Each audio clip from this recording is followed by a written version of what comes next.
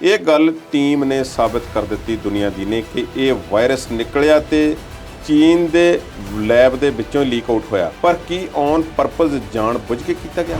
ਤਾਈ ਤੇ ਥੋੜੀ ਬਹੁਤੀ ਹੋਵੇਗੀ, ਪਰ ਕੀ ਸਖਤ ਲੋਕਡਾਊਨ ਜਾਂ ਕੋਈ ਹੋਰ ਇਹੋ ਜਿਹੀ ਗੱਲ ਹੋਵੇਗੀ?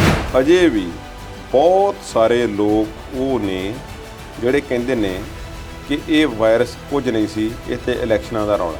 ਉਹ ਭਾਈ ਇਲੈਕਸ਼ਨਾਂ ਤੇ ਪੰਜਾਬ 'ਚ ਹੈ, ਉੱਤਰਾਖੰਡ 'ਚ ਹੈ, ਟਰੰਪ ਨੂੰ ਕੀ ਪਤਾ ਜਾਂ ਜੋ ਬਾਈਡਨ ਨੂੰ ਕੀ ਪਤਾ ਜਾਂ ਜਿਹੜੇ ਹੋਰ ਦੂਸਰੇ WHO ਨੂੰ ਕੀ ਪਤਾ ਕਿ ਪੰਜਾਬ ਵਿੱਚ ਵੋਟਾਂ ਨੇ ਤੇ ਇਸ ਦਾ ਰੌਲਾ ਪਾ ਦਿਓ। ਇਹ ਟੈਸਟਿੰਗ ਕਰ ਰਹੇ ਕਿ ਕੀ ਪੁਰਾਣੇ ਟੀਕੇ ਇਸ ਦੀ ਰੋਕਥਾਮ ਕਰਦੇ ਨੇ ਤੇ ਸਾਨੂੰ ਕਹਿੰਦੇ ਨੇ ਕਿ ਹੋ ਸਕਦਾ ਹੈ ਕਿ ਦੱਸਦੇ ਨੇ ਫਾਈਜ਼ਰ ਵਾਲੇ ਕਿ ਜਵਾਬ ਇਸ ਦਾ ਹਾਂ ਵਿੱਚ ਆਉਣ ਦੇ ਗੁੱਡ ਚਾਂਸ ਹੈ। ਤੇ ਕੰਪਨੀਆਂ ਉਦੋਂ ਪਿੱਟ ਉਤਰੀਆਂ ਸਨ ਕਿ ਭਾਈ ਅਸੀਂ ਮਿਹਨਤ ਕੀਤੀ ਹੋਈ ਹੈ, ਅਰਬਾਂ ਡਾਲਰ ਲਾ ਦਿੱਤੇ ਨੇ, ਨਿਵੇਸ਼ ਕਰ ਦਿੱਤੇ ਨੇ ਇਸ ਦੀ ਖੋਜ ਵਾਸਤੇ, ਤੇ ਹੁਣ ਤੁਸੀਂ ਕਹਿ ਰਹੇ ਹੋ ਕਿ ਜਿਹਨੂੰ ਮਰਜ਼ੀ ਬਣਾਉਣ ਦੀ ਆਗਿਆ ਦਿੱਤੀ ਜਾਵੇ। ਉਹ ਸ਼ਰੇਆਮ VC ਨੂੰ, ਵਾਈਸ ਚਾਂਸਲਰ ਨੂੰ, ਕੁਲਪਤੀ ਨੂੰ ਕਹਿ ਰਹੇ ਨੇ ਕਿ RSS ਦਾ ਬੰਦਾ ਇਹਨੂੰ ਕੱਢੋ ਇੱਥੋਂ। RSS ਦਾ ਬੰਦਾ ਹੋਣਾ ਕੋਈ ਗੈਰ ਕਾਨੂੰਨੀ ਕੰਮ ਹੈ? ਆਪਣਿਆਂ ਨੂੰ ਗੱਫੇ ਦੇਣ ਦਾ ਕੰਮ ਲਗਾਤਾਰ ਜਾਰੀ ਹੈ। ਨੌਜਵਾਨ ਰੁਜ਼ਗਾਰ ਲਈ ਭਟਕ ਰਹੇ ਨੇ, ਬੇਰੁਜ਼ਗਾਰ ਟੈਂਕੀਆਂ ਤੇ ਚੜੇ ਹੋਏ ਨੇ। ਕੱਚੇ ਅਧਿਆਪਕਾਂ ਨੂੰ ਪੱਕੇ ਕਰਨ ਦੀ ਗੱਲ ਨਹੀਂ ਹੈ। ਜਿਹੜੀ ਉਹਨਾਂ ਨੇ ਗੱਲ ਕੀਤੀ ਕਿ ਰਾਹੁਲ, ਪ੍ਰਿਅੰਕਾ ਤੇ ਸੋਨੀਆ ਦਾ ਇਹ ਪਲਾਨ ਹੈ, ਤੇ ਪਿਛਲੇ 20 ਸਾਲਾਂ ਤੋਂ ਰਾਹੁਲ, ਪ੍ਰਿਅੰਕਾ ਤੇ ਸੋਨੀਆ ਨੇ ਪੰਜਾਬ ਲਈ ਜਾਂ ਦੇਸ਼ ਲਈ ਜਾਂ ਜਿੱਥੇ ਉਹਨਾਂ ਦੀਆਂ ਸਰਕਾਰਾਂ ਨੇ ਕਿਹੜਾ ਪਲਾਨ ਤਿਆਰ ਕੀਤਾ? ਕੀ ਪੰਜਾਬ ਦੀਆਂ ਖੱਡਾਂ, ਪੰਜਾਬ ਦੀ ਟਰਾਂਸਪੋਰਟ, ਪੰਜਾਬ ਦਾ ਕੇਬਲ ਮਾਫੀਆ, ਪੰਜਾਬ ਦੇ ਵਿੱਚ ਨਸ਼ਿਆਂ ਦੀ ਸਮੱਸਿਆ, ਬੇਅਦਬੀ ਕਾਂਡ, ਕੀ ਇਹਨਾਂ ਸਾਰੇ ਮਾਮਲਿਆਂ ਤੇ ਬੇਰੁਜ਼ਗਾਰੀ ਦੇ ਮੁੱਦੇ ਤੇ ਕੀ ਸੋਨੀਆ, ਰਾਹੁਲ ਤੇ ਪ੍ਰਿਅੰਕਾ ਰੋਡ ਪਲਾਨ ਤਿਆਰ ਕਰਨਗੇ? ਜਵਾਬ ਜਿਹੜੇ ਨੇ ਇੱਕ ਦੂਸਰੇ ਨੂੰ ਕਿਹੜੇ ਤਰੀਕੇ ਨਾਲ ਦਿੱਤੇ ਜਾ ਰਹੇ ਨੇ, ਆਮ ਲੋਕਾਂ ਦੇ ਪੱਲੇ ਕੁਝ ਨਹੀਂ ਪੈ ਰਿਹਾ। ਕਿਹੜੇ ਸਕੂਲ ਬਿਹਤਰ ਨੇ, ਅਜੇ ਤੱਕ ਲੋਕਾਂ ਨੂੰ ਕੁਝ ਪਤਾ ਨਹੀਂ ਲੱਗਾ। ਜੇ ਪ੍ਰਗਟ ਸਿੰਘ ਇਹ ਕਹਿੰਦੇ ਨੇ ਕਿ ਪੰਜਾਬ ਦੇ ਸਕੂਲ ਬਿਹਤਰ ਨੇ, ਤਾਂ ਫਿਰ ਪਹਿਲੇ ਸਿੱਖਿਆ ਮੰਤਰੀ ਨੂੰ ਬਦਲਣ ਦੀ ਜਾਂ ਮੁੱਖ ਮੰਤਰੀ ਨੂੰ ਹਟਾਉਣ ਦੀ ਕੀ ਲੋੜ ਸੀ? ਦਾਅਵੇ ਝੂਠੇ ਨੇ, ਰੇਤ ਸਸਤੀ ਨਹੀਂ ਹੋਈ, ਬੇਰੁਜ਼ਗਾਰ ਜਿਹੜੇ ਨੇ ਸੜਕਾਂ ਤੇ ਅਜੇ ਬੈਠੇ ਨੇ, ਤੇ ਕੰਮ ਹੋਇਆ ਕਿਹੜਾ? ਤੇ ਅਸੀਂ ਰੁਜ਼ਗਾਰ ਦੇ ਰਹੇ ਹਾਂ, 36,000 ਰੁਜ਼ਗਾਰ, 30,000 ਰੁਜ਼ਗਾਰ, ਗਿਣਤੀ ਜ਼ੀਰੋਆਂ ਪਤਾ ਨਹੀਂ ਕਿੱਥੋਂ ਲਾਈਆਂ ਜਾ ਰਹੀਆਂ ਨੇ, ਮਗਰ ਪਰ ਸਹੀ ਮਾਇਨੇ ਵਿੱਚ ਗਰਾਊਂਡ ਤੇ ਕੰਮ ਅਜੇ ਓਨਾ ਨਹੀਂ ਹੋ ਰਿਹਾ ਜਿੰਨਾ ਰੌਲਾ ਪੈ ਰਿਹਾ।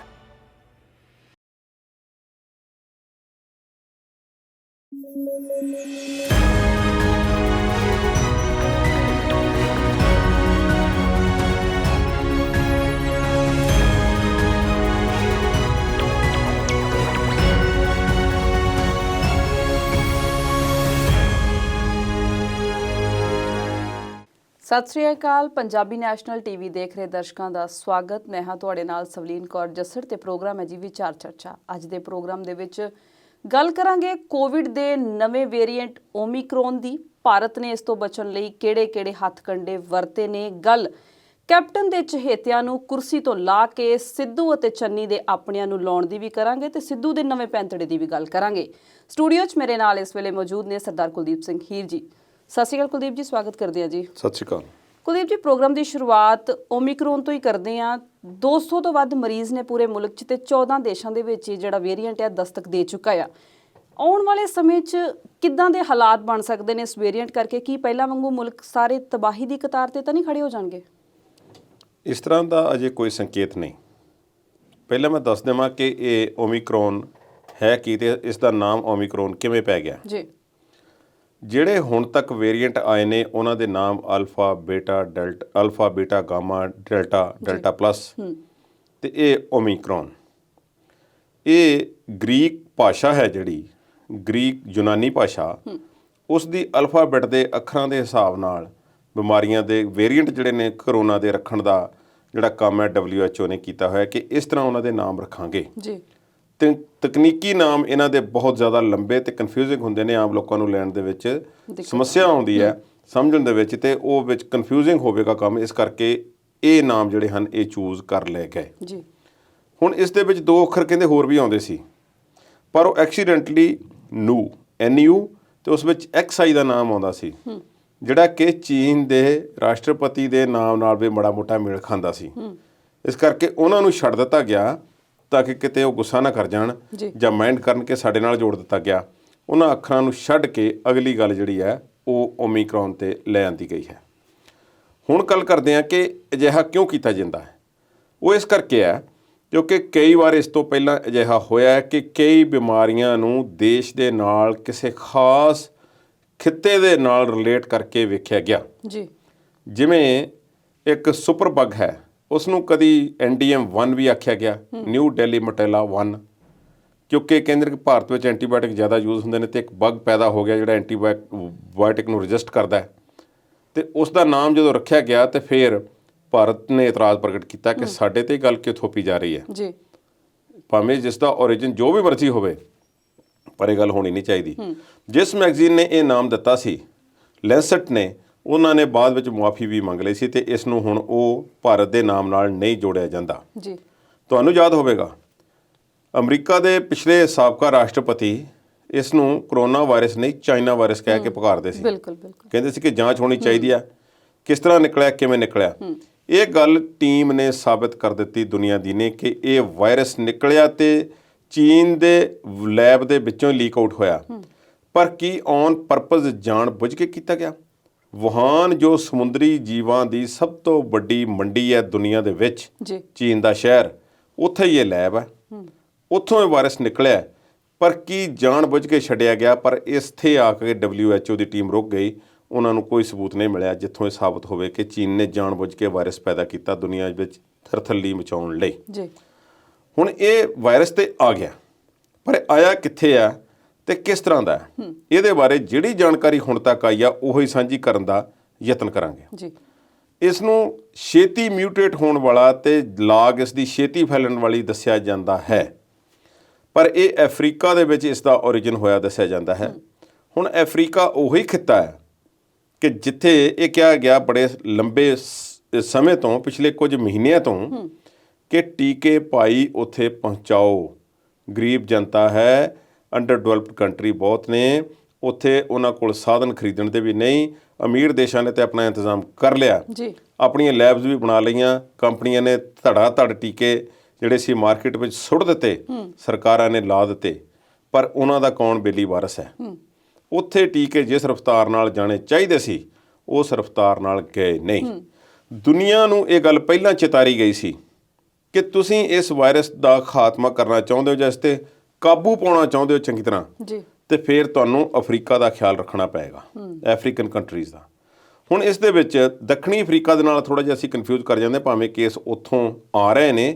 ਦੱਖਣੀ ਅਫਰੀਕਾ ਜਿਹੜਾ ਬਾਕੀ ਅਫਰੀਕਨ ਜਿਹੜਾ ਹਿੱਸਾ ਹੈ ਉਸ ਨਾਲੋਂ ਥੋੜ੍ਹਾ ਜਿਹਾ ਵੱਖਰਾ ਖਿੱਤਾ ਹੈ। ਗਰੀਬੀ ਉੱਥੇ ਵੀ ਹੈ, ਪਰ ਕਾਫੀ ਵੈਲ ਆਫ ਏਰੀਆ ਮੰਨਿਆ ਗਿਆ ਹੈ ਇਸ ਲਿਹਾਜ਼ ਨਾਲ। ਜੀ। ਉੱਥੋਂ ਜਿਹੜੇ ਕੇਸ ਹਨ ਨਿਕਲ ਕੇ ਸਾਹਮਣੇ ਆ ਰਹੇ ਨੇ ਤੇ WHO ਨੇ ਉਹਨਾਂ ਦੀ ਤਾਰੀਫ ਕੀਤੀ ਹੈ ਅਫਰੀਕਨ ਦੇਸ਼ਾਂ ਦੀ ਕਿ ਛੇਤੀ ਇਸ ਵਾਇਰਸ ਨੂੰ ਪਛਾਣ ਲਿਆ ਗਿਆ ਤੇ ਛੇਤੀ ਰਿਪੋਰਟ ਕਰ ਦਿੱਤਾ ਗਿਆ। ਅਜੇ ਜਿਵੇਂ ਤੁਸੀਂ ਦੱਸਿਆ ਬਹੁਤ ਥੋੜੇ ਕੇਸ ਨੇ, ਜੀ। ਪਰ ਕੁਝ ਦੇਸ਼ਾਂ ਨੇ ਪਾਬੰਦੀਆਂ ਵਗੈਰਾ ਲਾਉਣੀਆਂ ਸ਼ੁਰੂ ਕਰ ਦਿੱਤੀਆਂ ਨੇ। ਇਹਦੀ ਗੱਲ ਬਾਅਦ ਵਿੱਚ ਕਰਦੇ ਹਾਂ। ਇਹ ਜਿਹੜਾ ਵਾਇਰਸ ਹੈ, ਜਿਹੜਾ ਇਸ ਵਿੱਚ ਇਹ 40 ਸਾਲ ਤੋਂ ਕਹਿੰਦੇ ਨੇ ਕਿ ਘੱਟ ਉਮਰ ਤੇ ਲੋਕਾਂ ਤੇ ਜ਼ਿਆਦਾ ਅਸਰ ਕਰਦਾ ਹੈ। ਇਸ ਨਾਲ ਤੁਹਾਡੇ ਜਿਹੜੇ ਪੁਰਾਣੇ ਲੱਛਣ ਨੇ ਕਿ ਸਵਾਦ ਨਾ ਜੀਭ ਦਾ ਰਹਿਣਾ ਜਾਂ ਬੁਖਾਰ ਤੇਜ਼ ਹੋਣਾ ਜਾਂ ਇਹੋ ਜਿਹੀ ਕੋਈ ਗੱਲ ਹੋਣੀ, ਇਹ ਘੱਟ ਹੈ। ਸਰੀਰ ਵਿੱਚ ਦਰਦ ਵਗੈਰਾ ਜ਼ਿਆਦਾ ਹੈ ਤੇ ਇਸ ਦੇ ਨਾਲ ਸਿਰ ਦਰਦ ਵੀ ਜਿਹੜੀ ਹੈ ਤੇ ਸਰੀਰ ਦਾ ਟੁੱਟਣਾ ਭੱਜਣਾ ਜਿਹੜਾ ਕਮਜ਼ੋਰੀ ਹੈ ਉਹ ਇਸ ਵਿੱਚ ਜ਼ਿਆਦਾ ਦੱਸੀ ਜਾਂਦੀ ਹੈ ਤੇ ਸਿਰ ਦਰਦ ਵੀ ਬਹੁਤ ਤੇਜ਼ ਹੁੰਦੀ ਹੈ। ਜੀ। ਹੁਣ ਇਸ ਦੇ ਨਾਲ ਇਹ ਕਹਿੰਦੇ ਨੇ ਕਿ ਡਾਕਟਰਾਂ ਨੇ, ਜਿਹੜੇ ਅਫਰੀਕਨ ਡਾਕਟਰਸ ਨੇ, ਉਹਨਾਂ ਨੇ ਇੰਨੀ ਗੱਲ ਜ਼ਰੂਰ ਰੱਖੀ ਹੈ ਕਿ ਘਬਰਾਉਣ ਵਾਲੀ ਗੱਲ ਨਹੀਂ ਹੈ। ਜਿੰਨੇ ਕੁ ਮਰੀਜ਼ ਇਸ ਦੇ ਪਾਏ ਗਏ ਉਹਨਾਂ ਵਿੱਚੋਂ ਜ਼ਿਆਦਾਤਰ ਉਹੀ ਸਨ ਜਿਨ੍ਹਾਂ ਦੇ ਅਜੇ ਤੱਕ ਟੀਕਾ ਨਹੀਂ ਲੱਗਾ ਸੀ। ਦੂਸਰੀ ਗੱਲ, ਭਾਵੇਂ ਟੀਕੇ ਲੱਗਿਆਂ ਵਾਲੇ ਵੀ ਆਏ ਨੇ, ਪਰ ਟੀਕਿਆਂ ਦੀਆਂ ਹੋਰ ਗੱਲਾਂ ਵੀ ਨੇ। ਟੀਕਿਆਂ ਲਵਾਉਣ ਦਾ ਸਮਾਂ, ਪਹਿਲੀ ਤੇ ਦੂਜੀ ਡੋਜ਼ ਦੇ ਵਿੱਚ ਅੰਤਰ, ਤੇ ਦੂਜੀ ਡੋਜ਼ ਲੱਗੀ ਹੋ ਚੁੱਕੀ ਨੂੰ ਸਮਾਂ, ਜੀ, ਉਸ ਦਾ ਵੀ ਫਰਕ ਜਿਹੜਾ ਹੈ ਕਾਫੀ ਮਹਿਸੂਸ ਕੀਤਾ ਜਾ ਰਿਹਾ ਹੈ। ਹੁਣ ਭਾਰਤ ਦੇ ਵਿੱਚ ਵੀ ਟੀਕਿਆਂ ਦਾ ਰੌਲਾ ਪਿਆ ਸੀ, ਪਰ ਸਰਕਾਰ ਨੇ ਕਾਫੀ ਹੱਦ ਤੱਕ ਉਸ 'ਤੇ ਕਾਬੂ ਪਾ ਲਿਆ। ਹਾਲਾਤ ਇਸੇ ਕਰਕੇ ਠੀਕ ਨੇ, ਪਰ ਉਹਨਾਂ ਨੇ ਆਖਿਆ ਕਿ ਬਹੁਤੇ ਮਰੀਜ਼ਾਂ ਨੂੰ ਕੋਈ ਜ਼ਬਰਦਸਤ ਲੱਛਣ ਨਹੀਂ ਆਏ। ਇੱਕ ਤੇ ਦੁਨੀਆ ਵਿੱਚ ਅਜੇ ਤੱਕ ਇਸ ਵਾਇਰਸ ਦੇ ਨਾਲ ਕੋਈ ਮੌਤ ਨਹੀਂ ਹੋਈ ਦੱਸੀ ਜਾਂਦੀ। ਇਹ ਇਲਾਜ ਇਸ ਦਾ ਸੰਭਵ ਹੈ, ਪਛਾਣ ਇਸ ਦੀ ਹੋ ਗਈ ਹੈ। ਟੈਸਟ ਇਸ ਦੇ ਬਿਲਕੁਲ ਉਸੇ ਤਰ੍ਹਾਂ ਹੀ ਹੁੰਦੇ ਨੇ ਜਿਵੇਂ ਦੂਸਰੇ ਦੇ ਹੁੰਦੇ ਸਨ। ਥੋੜ੍ਹਾ ਬਹੁਤਾ ਸਿਸਟਮ ਵਿੱਚ ਬਦਲਾਅ ਕਰਨਾ ਪਏਗਾ, ਪਰ ਆਇਡੈਂਟੀਫਾਈ ਹੋ ਗਿਆ, ਇਹ ਇੱਕ ਵੱਡੀ ਪ੍ਰਾਪਤੀ ਹੈ। ਪਰ ਅਸਲ ਗੱਲ ਸਵਲੀਨ ਇਹੋ ਹੀ ਕਹਿ ਸਕਦੇ ਹਾਂ ਕਿ ਜਿਹੜੇ ਟੀਕੇ ਅਜੇ ਤੱਕ ਤੇਜ਼ੀ ਨਾਲ ਨਹੀਂ ਲਗਾਏ ਗਏ ਅਫਰੀਕਨ ਮੁਲਕਾਂ ਦੇ ਵਿੱਚ, ਉਸ ਦਾ ਨਤੀਜਾ ਸਾਨੂੰ ਭੁਗਤਣਾ ਪੈ ਸਕਦਾ ਹੈ। WHO ਨੇ ਅਜੇ ਤੱਕ ਆਪਣੇ ਆਪ ਨੂੰ ਇੱਕ ਸਟੈਪ ਪਿੱਛੇ ਰੋਕਿਆ। ਉਹਨਾਂ ਨੇ ਕਿਤੇ ਇਹ ਗੱਲ ਨਹੀਂ ਕਹੀ ਕਿ ਇਹ ਇੱਕ ਵੱਡੀ ਤਰਾਸਦੀ ਜਾਂ ਮਹਾਮਾਰੀ ਅਗਲੀ ਪੈਂਡੈਮਿਕ ਜਿਹੜਾ ਬਣ ਸਕੇਗਾ, ਇਸ ਗੱਲ ਵੱਲ ਅਜੇ ਸੋਚਣ ਦੀ ਲੋੜ ਨਹੀਂ ਹੈ, ਪਰ ਸਾਵਧਾਨ ਹੋ ਜਾਓ ਸਾਰੇ। ਇੰਨੀ ਗੱਲ ਉਹਨਾਂ ਕਹਿੰਦੇ ਟਰੈਵਲ ਬੈਨ ਲਾਉਣ ਤੋਂ ਉਹਨਾਂ ਨੇ ਗੱਲ ਕਹੀ ਹੈ ਕਿ ਨਾ ਕੋਸ਼ਿਸ਼ ਕਰੋ ਅਜੇ ਟਰੈਵਲ ਬੈਨ ਨਾ ਲਾਓ, ਤੇ ਅਸੀਂ ਅਜੇ ਵੀ ਇਹ ਨਹੀਂ ਕਹਿ ਸਕਦੇ ਕਿ ਪਿਛਲੇ ਲੱਗੇ ਹੋਏ ਟੀਕੇ ਇਸ ਨੂੰ ਨਹੀਂ ਰੋਕ ਰਹੇ ਜਾਂ ਇਸ ਤੇ ਅਸਰ ਨਹੀਂ ਕਰ ਰਹੇ। ਜੀ, ਜੇ ਗੱਲ ਭਾਰਤ ਦੀ ਕਰੀਏ ਤੇ 14 ਮੁਲਕਾਂ 'ਚ ਜਿਹੜਾ ਵੇਰੀਐਂਟ ਆ ਇਹ ਦਸਤਕ ਦੇ ਚੁੱਕਾ ਹੈ, ਤੇ ਭਾਰਤ ਨੇ ਇਸ ਤੋਂ ਬਚਾਅ ਲਈ ਕਿਹੜੇ-ਕਿਹੜੇ ਉਪਾਅ ਸੋਚੇ ਨੇ ਜਾਂ ਕਿਹੜੀ ਰਣਨੀਤੀ ਤਿਆਰ ਕੀਤੀ ਹੈ? ਭਾਰਤ ਵਾਲੇ ਤਾਂ ਅਜੇ ਜੁਮਾ 4 ਦਿਨ ਹੋਏ ਸੀ ਕਿ ਫਲਾਈਟਾਂ ਖੋਲ੍ਹਣ ਦੀ ਸੋਚ ਰਹੇ ਸੀ, ਖੋਲ੍ਹੀਆਂ ਜਾ ਰਹੀਆਂ ਸੀ। ਫਲਾਈਟਾਂ ਦਾ ਨਾਰਮਲ ਰੂਟੀਨ ਹੈ ਉਹ ਤਾਂ ਨਹੀਂ ਸੀ ਬਹਾਲ ਹੋਈ ਜੀ। ਹਜੇ ਵੀ ਸਖਤ ਨਿਯਮ ਤੇ ਇਨ ਪਲੇਸ ਸਨ। ਟੈਸਟ ਕਰਵਾ ਕੇ ਜਾਣਾ ਪੈਂਦਾ ਹੈ ਤੇ ਟੈਸਟ ਕਰਵਾ ਕੇ ਆਉਣਾ ਪੈਂਦਾ ਹੈ ਭਾਰਤ ਨੂੰ ਜੀ। ਇਹ ਸਾਰੀਆਂ ਗੱਲਾਂ ਤੇ ਪਤਾ ਹੈ ਸਾਰਿਆਂ ਨੂੰ। ਹੁਣ ਥੋੜ੍ਹੇ ਜਿਹੇ ਨਿਯਮ ਜਿਹੜੇ ਨੇ ਹੋਰ ਸਖਤ ਕੀਤੇ ਗਏ ਨੇ। ਜਿਨ੍ਹਾਂ ਦੇਸ਼ਾਂ ਵਿੱਚ ਇਸ ਦੇ ਕੇਸ ਪਾਏ ਗਏ ਨੇ ਉਹਨਾਂ ਵਿੱਚ ਅਮਰੀਕਾ ਹੈ, ਦੱਖਣੀ ਅਫਰੀਕਾ ਹੈ, ਜ਼ਿੰਬਾਬਵੇ, ਨਾਮੀਬੀਆ, ਆਸਟ੍ਰੇਲੀਆ, ਇੰਗਲੈਂਡ, ਇੱਥੇ ਸਾਰੇ ਦੇਸ਼ਾਂ ਦੇ ਵਿੱਚ ਸਖਤੀ ਕਰ ਦਿੱਤੀ ਗਈ ਹੈ। ਇਹਨਾਂ ਦੇਸ਼ਾਂ ਤੋਂ ਆਉਣ ਵਾਲੇ ਲੋਕਾਂ ਨੂੰ ਭਾਰਤ ਵਿੱਚ ਨੈਗੇਟਿਵ ਰਿਪੋਰਟ ਹੋਣ ਦੇ ਬਾਵਜੂਦ ਵੀ ਉਤਰ ਕੇ ਟੈਸਟ ਕਰਵਾਉਣਾ ਪਏਗਾ, ਤੇ ਨੈਗੇਟਿਵ ਆਉਣ ਦੀ ਸੂਰਤ ਦੇ ਵਿੱਚ 7 ਦਿਨ ਦਾ ਹੋਮ ਕੁਆਰੰਟਾਈਨ ਕਰਨਾ ਪਏਗਾ ਜੀ। ਉਸ ਦਾ ਕਿ ਕਿਹੜਾ ਪਤਾ ਦੇਣਾ ਹੈ, ਕਿਸ ਤਰ੍ਹਾਂ ਕੁਆਰੰਟਾਈਨ ਕਰਨਾ ਹੈ, ਇਹ ਸ਼ਰਤਾਂ ਤੇ ਨਿਯਮ ਅਜੇ ਤੈਅ ਕੀਤੇ ਜਾ ਰਹੇ ਨੇ। ਇਹ ਲਫ਼ਜ਼ ਜਿਹੜੇ ਸਵਲੀਨ ਲੋਕਾਂ ਨੇ ਕਦੀ ਸੁਣੇ ਨਹੀਂ ਸੀ, ਉਹ ਹੁਣ ਲੋਕਾਂ ਨੂੰ ਉਹਨਾਂ ਦੀ ਜ਼ੁਬਾਨ ਤੇ ਇੱਕ ਵਾਰੀ ਮੈਨੂੰ ਲੱਗਦਾ ਕਿ ਫੇਰ ਆਉਣਗੇ ਤੇ ਸਖਤਾਈ ਤੇ ਥੋੜ੍ਹੀ ਬਹੁਤੀ ਹੋਵੇਗੀ। ਪਰ ਕੀ ਸਖਤ ਲੋਕਡਾਊਨ ਜਾਂ ਕੋਈ ਹੋਰ ਇਹੋ ਜਿਹੀ ਗੱਲ ਹੋਵੇਗੀ ਅਜਿਹਾ ਜਾਪਦਾ ਨਹੀਂ ਹੈ। ਪਰ ਭਾਰਤ ਨੇ ਨਿਯਮਾਂ ਵਿੱਚ ਬਦਲਾਅ ਜ਼ਰੂਰ ਕੀਤਾ ਤੇ ਇਹਨਾਂ ਨਿਯਮਾਂ ਦੇ ਤਹਿਤ ਹੋਰਨਾਂ ਦੇਸ਼ਾਂ ਨੇ ਵੀ ਇਸੇ ਤਰ੍ਹਾਂ ਦੀਆਂ ਪਾਬੰਦੀਆਂ ਲਾਉਣ ਦਾ ਫੈਸਲਾ ਕੀਤਾ। ਕੈਨੇਡਾ, ਅਮਰੀਕਾ ਨੇ ਵੀ ਇਹਨਾਂ ਜਿਹੜੇ ਪ੍ਰਭਾਵਿਤ ਮੁਲਕ ਨੇ ਇਹਨਾਂ ਤੋਂ ਆਉਣ ਵਾਲਿਆਂ 'ਤੇ ਸਖਤੀ ਕਰਨ ਦੀ ਗੱਲ ਕੀਤੀ ਹੈ। ਟੈਸਟਿੰਗ ਉਹਨਾਂ ਦੀ ਏਅਰਪੋਰਟ 'ਤੇ ਹੋਵੇਗੀ ਤੇ ਅਨਨੈਸੈਸਰੀ ਟਰੈਵਲ ਨੂੰ ਜਿਹੜਾ ਹੈ ਉਹ ਰੋਕਿਆ ਜਾ ਰਿਹਾ। ਅਜੇ ਵੀ ਤਾਂ ਵੈਸੇ ਇਹੋ ਹੀ ਆਖਿਆ ਗਿਆ ਕਿ ਨੈਸੈਸਰੀ ਟਰੈਵਲ ਜਿਹੜਾ ਜ਼ਰੂਰੀ ਟਰੈਵਲ ਹੈ, ਯਾਤਰਾ ਹੈ, ਉਹੀ ਕੀਤੀ ਜਾਵੇ, ਬਾਕੀ ਨੂੰ ਨਾ ਕਰੋ। ਤੇ ਕੇਜਰੀਵਾਲ ਵੀ ਤੇ 2 ਵਾਰੀ ਪ੍ਰਧਾਨ ਮੰਤਰੀ ਨੂੰ ਕਹਿ ਚੁੱਕੇ ਨੇ ਵੀ ਉਡਾਣਾ ਭਾਈ ਬੰਦ ਕਰ ਦਿਓ। ਉਹ ਆਪਣੇ ਤੌਰ ਤੇ ਕਹਿ ਰਹੇ ਨੇ, ਉਹਨਾਂ ਦਾ ਆਪਣਾ ਕਈ ਵਾਰੀ ਰਾਜਨੀਤਿਕ ਏਜੰਡਾ ਵੀ ਹੁੰਦਾ। ਉਡਾਣਾ ਬੰਦ ਕਰਨ ਦੀ ਦੇਖੋ ਸਰਕਾਰ ਨੇ ਤੇ ਗੱਲ ਕਹੀ ਸੀ ਕਿ ਉਡਾਣਾ ਦੁਬਾਰਾ ਚਾਲੂ ਕਰਨ ਦਾ ਸਾਡੇ ਤੇ ਬਹੁਤ ਜ਼ਬਰਦਸਤ ਦਬਾਅ ਸੀ ਜੀ। ਸਾਰੇ ਪਾਸਿਓਂ ਦਬਾਅ ਹੁੰਦਾ। ਇੱਕ ਤੇ ਇੱਕ ਦੇਸ਼ ਆਊਟ ਆਫ ਟੱਚ ਹੋ ਜਾਂਦਾ ਬਾਕੀਆਂ ਨਾਲੋਂ, ਔਰ ਫਲਾਈਟਾਂ ਦਾ ਫਾਈਨੈਂਸ਼ੀਅਲ ਲਾਸ ਬਹੁਤ ਜ਼ਿਆਦਾ ਹੈ, ਟੂਰਿਜ਼ਮ ਸਾਰਾ ਖਤਮ ਹੋ ਜਾਂਦਾ, ਔਰ ਹੋਰ ਜਿਹੜੇ ਕੰਮ ਹੁਣ ਸ਼ੁਰੂ ਹੋਏ ਸੀ ਤੇ ਉਹ ਸਭ ਕੁਝ ਜਿਹੜਾ ਦੁਬਾਰਾ ਫਿਰ ਹੋ ਸਕਦਾ ਕਿ ਉਸ ਤੇ ਬੈਨ ਲੱਗਣਾ ਹੌਲੀ ਹੌਲੀ ਸ਼ੁਰੂ ਹੋ ਜਾਏ। ਪਰ ਅਜੇ ਲੱਗਦਾ ਨਹੀਂ ਹੈ ਜੀ। ਮੈਂ ਅਜੇ ਕਾਫੀ ਉਮੀਦ ਹੈ ਮੈਨੂੰ ਕਿ ਇਹ ਅਜਿਹਾ ਨਹੀਂ ਹੋਵੇਗਾ ਜੀ, ਕਿਉਂਕਿ ਜਿਹੜੇ ਸੰਕੇਤ ਆ ਰਹੇ ਨੇ ਉਹ ਕੁਝ ਹੋਰ ਕਿਸਮ ਦੇ ਨੇ। ਅਸੀਂ ਇਹ ਜਿਹੜੇ ਪਹਿਲਾਂ ਜਦੋਂ ਵਾਇਰਸ ਸ਼ੁਰੂ ਹੋਇਆ ਸੀ ਤੇ ਉਸ ਬਾਰੇ ਬਹੁਤ ਸਾਰੇ ਲੋਕਾਂ ਨੂੰ ਗਲਤਫਹਿਮੀ ਸੀ। ਇੱਕ ਹੋਰ ਗੱਲ ਕਿ ਜਿਵੇਂ ਅਸੀਂ ਇਹ ਤੇ ਇਵੇਂ ਆ ਕਿ ਜਿਵੇਂ ਅਸੀਂ 2-3 ਮੰਜ਼ਲਾਂ ਸਰ ਕਰ ਲਈਆਂ ਹੋਣ ਕਿਸੇ ਇਮਾਰਤ ਦੀਆਂ, ਤੇ ਸਾਨੂੰ ਅਖੀਰ ਵਿੱਚ ਪਤਾ ਲੱਗਦਾ ਕਿ ਸਿਖਰ ਤੇ ਅਜੇ ਪਹੁੰਚਣ ਲਈ ਸਾਨੂੰ 1 ਮੰਜ਼ਲ ਹੋਰ ਤੈਅ ਕਰਨੀ ਪੈਣੀ ਆ। ਤੇ ਪਹਿਲੇ ਜਦੋਂ ਅਸੀਂ ਬਿਲਕੁਲ ਜ਼ਮੀਨ ਤੇ ਖਲੋਤੇ ਸਾਂ ਤੇ ਉਦੋਂ ਸਾਨੂੰ ਪਤਾ ਵੀ ਨਹੀਂ ਸੀ ਕਿ ਸਾਡੇ ਕੋਲ ਪੌੜੀ ਵੀ ਹੈ ਕਿ ਨਹੀਂ ਹੈ, ਤੇ ਰਸਤਾ ਕਿੱਧਰ ਦੀ ਹੈ, ਤੇ ਉੱਪਰ ਜਾ ਕੇ ਕੀ ਹੋਵੇਗਾ। ਅਸੀਂ ਉਹ 2-3 ਤੈਅ ਕਰ ਲਈਆਂ ਨੇ। ਇਸ ਦੇ ਜਿਹੜੇ ਪਹਿਲੇ ਵੇਰੀਐਂਟ ਨੇ ਉਹਨਾਂ ਤੇ ਕੰਮ ਹੋਇਆ, ਟੀਕਾਕਰਨ ਵੀ ਹੋਇਆ, ਇਲਾਜ ਵੀ ਲੱਭੇ ਗਏ ਨੇ, ਲੋਕਾਂ ਨੂੰ ਜਾਗਰੂਕਤਾ ਵੀ ਹੋਈ ਹੈ।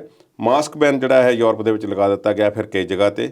ਜਿਹੜੇ ਦੇਸ਼ਾਂ ਦਾ ਜ਼ਿਆਦਾ ਰੌਲਾ ਪਿਆ ਸੀ ਉਹ ਅੱਗੇ ਨਾਲੋਂ ਵੱਧ ਤਿਆਰ ਹੋਣਗੇ, ਇਸ ਵਿੱਚ ਕੋਈ ਸ਼ੱਕ ਨਹੀਂ ਹੈ, ਔਰ ਤਿਆਰੀ ਵੱਧ ਹੋਵੇਗੀ। ਲੋਕਾਂ ਨੂੰ ਇਹ ਸੌਖੇ ਮੈਂ ਸਮਝਦਾ ਕਿ ਜਾਗਰਿਤ ਕੀਤਾ ਜਾ ਸਕੇਗਾ ਅਗਰ ਸਥਿਤੀ ਪੈਂਦੀ ਹੈ। ਤੇ ਮਾਹਿਰ ਤੇ ਸਵਲੀਨ ਪਹਿਲਾਂ ਵੀ ਕਹਿ ਚੁੱਕੇ ਨੇ ਕਿ ਸਾਨੂੰ ਇਸ ਹੁਣ ਵਾਇਰਸ ਦੇ ਨਾਲ ਰਹਿਣਾ ਸਿੱਖਣਾ ਪਏਗਾ। ਬਿਲਕੁਲ। ਆਪਣੇ ਮਾਹਿਰ ਮਹਿਮਾਨ ਦੇ ਨਾਲ ਮੁੱਦਿਆਂ ਤੇ ਚਰਚਾ ਇਸੇ ਤਰ੍ਹਾਂ ਜਾਰੀ ਰੱਖਾਂਗੇ, ਪਰ ਇਸ ਵੇਲੇ ਵੇਲਾ ਹੋ ਗਿਆ ਇੱਕ ਛੋਟੀ ਜਿਹੀ ਬ੍ਰੇਕ ਦਾ। ਜਲਦ ਹਾਜ਼ਰ ਹੁੰਦੇ ਹਾਂ।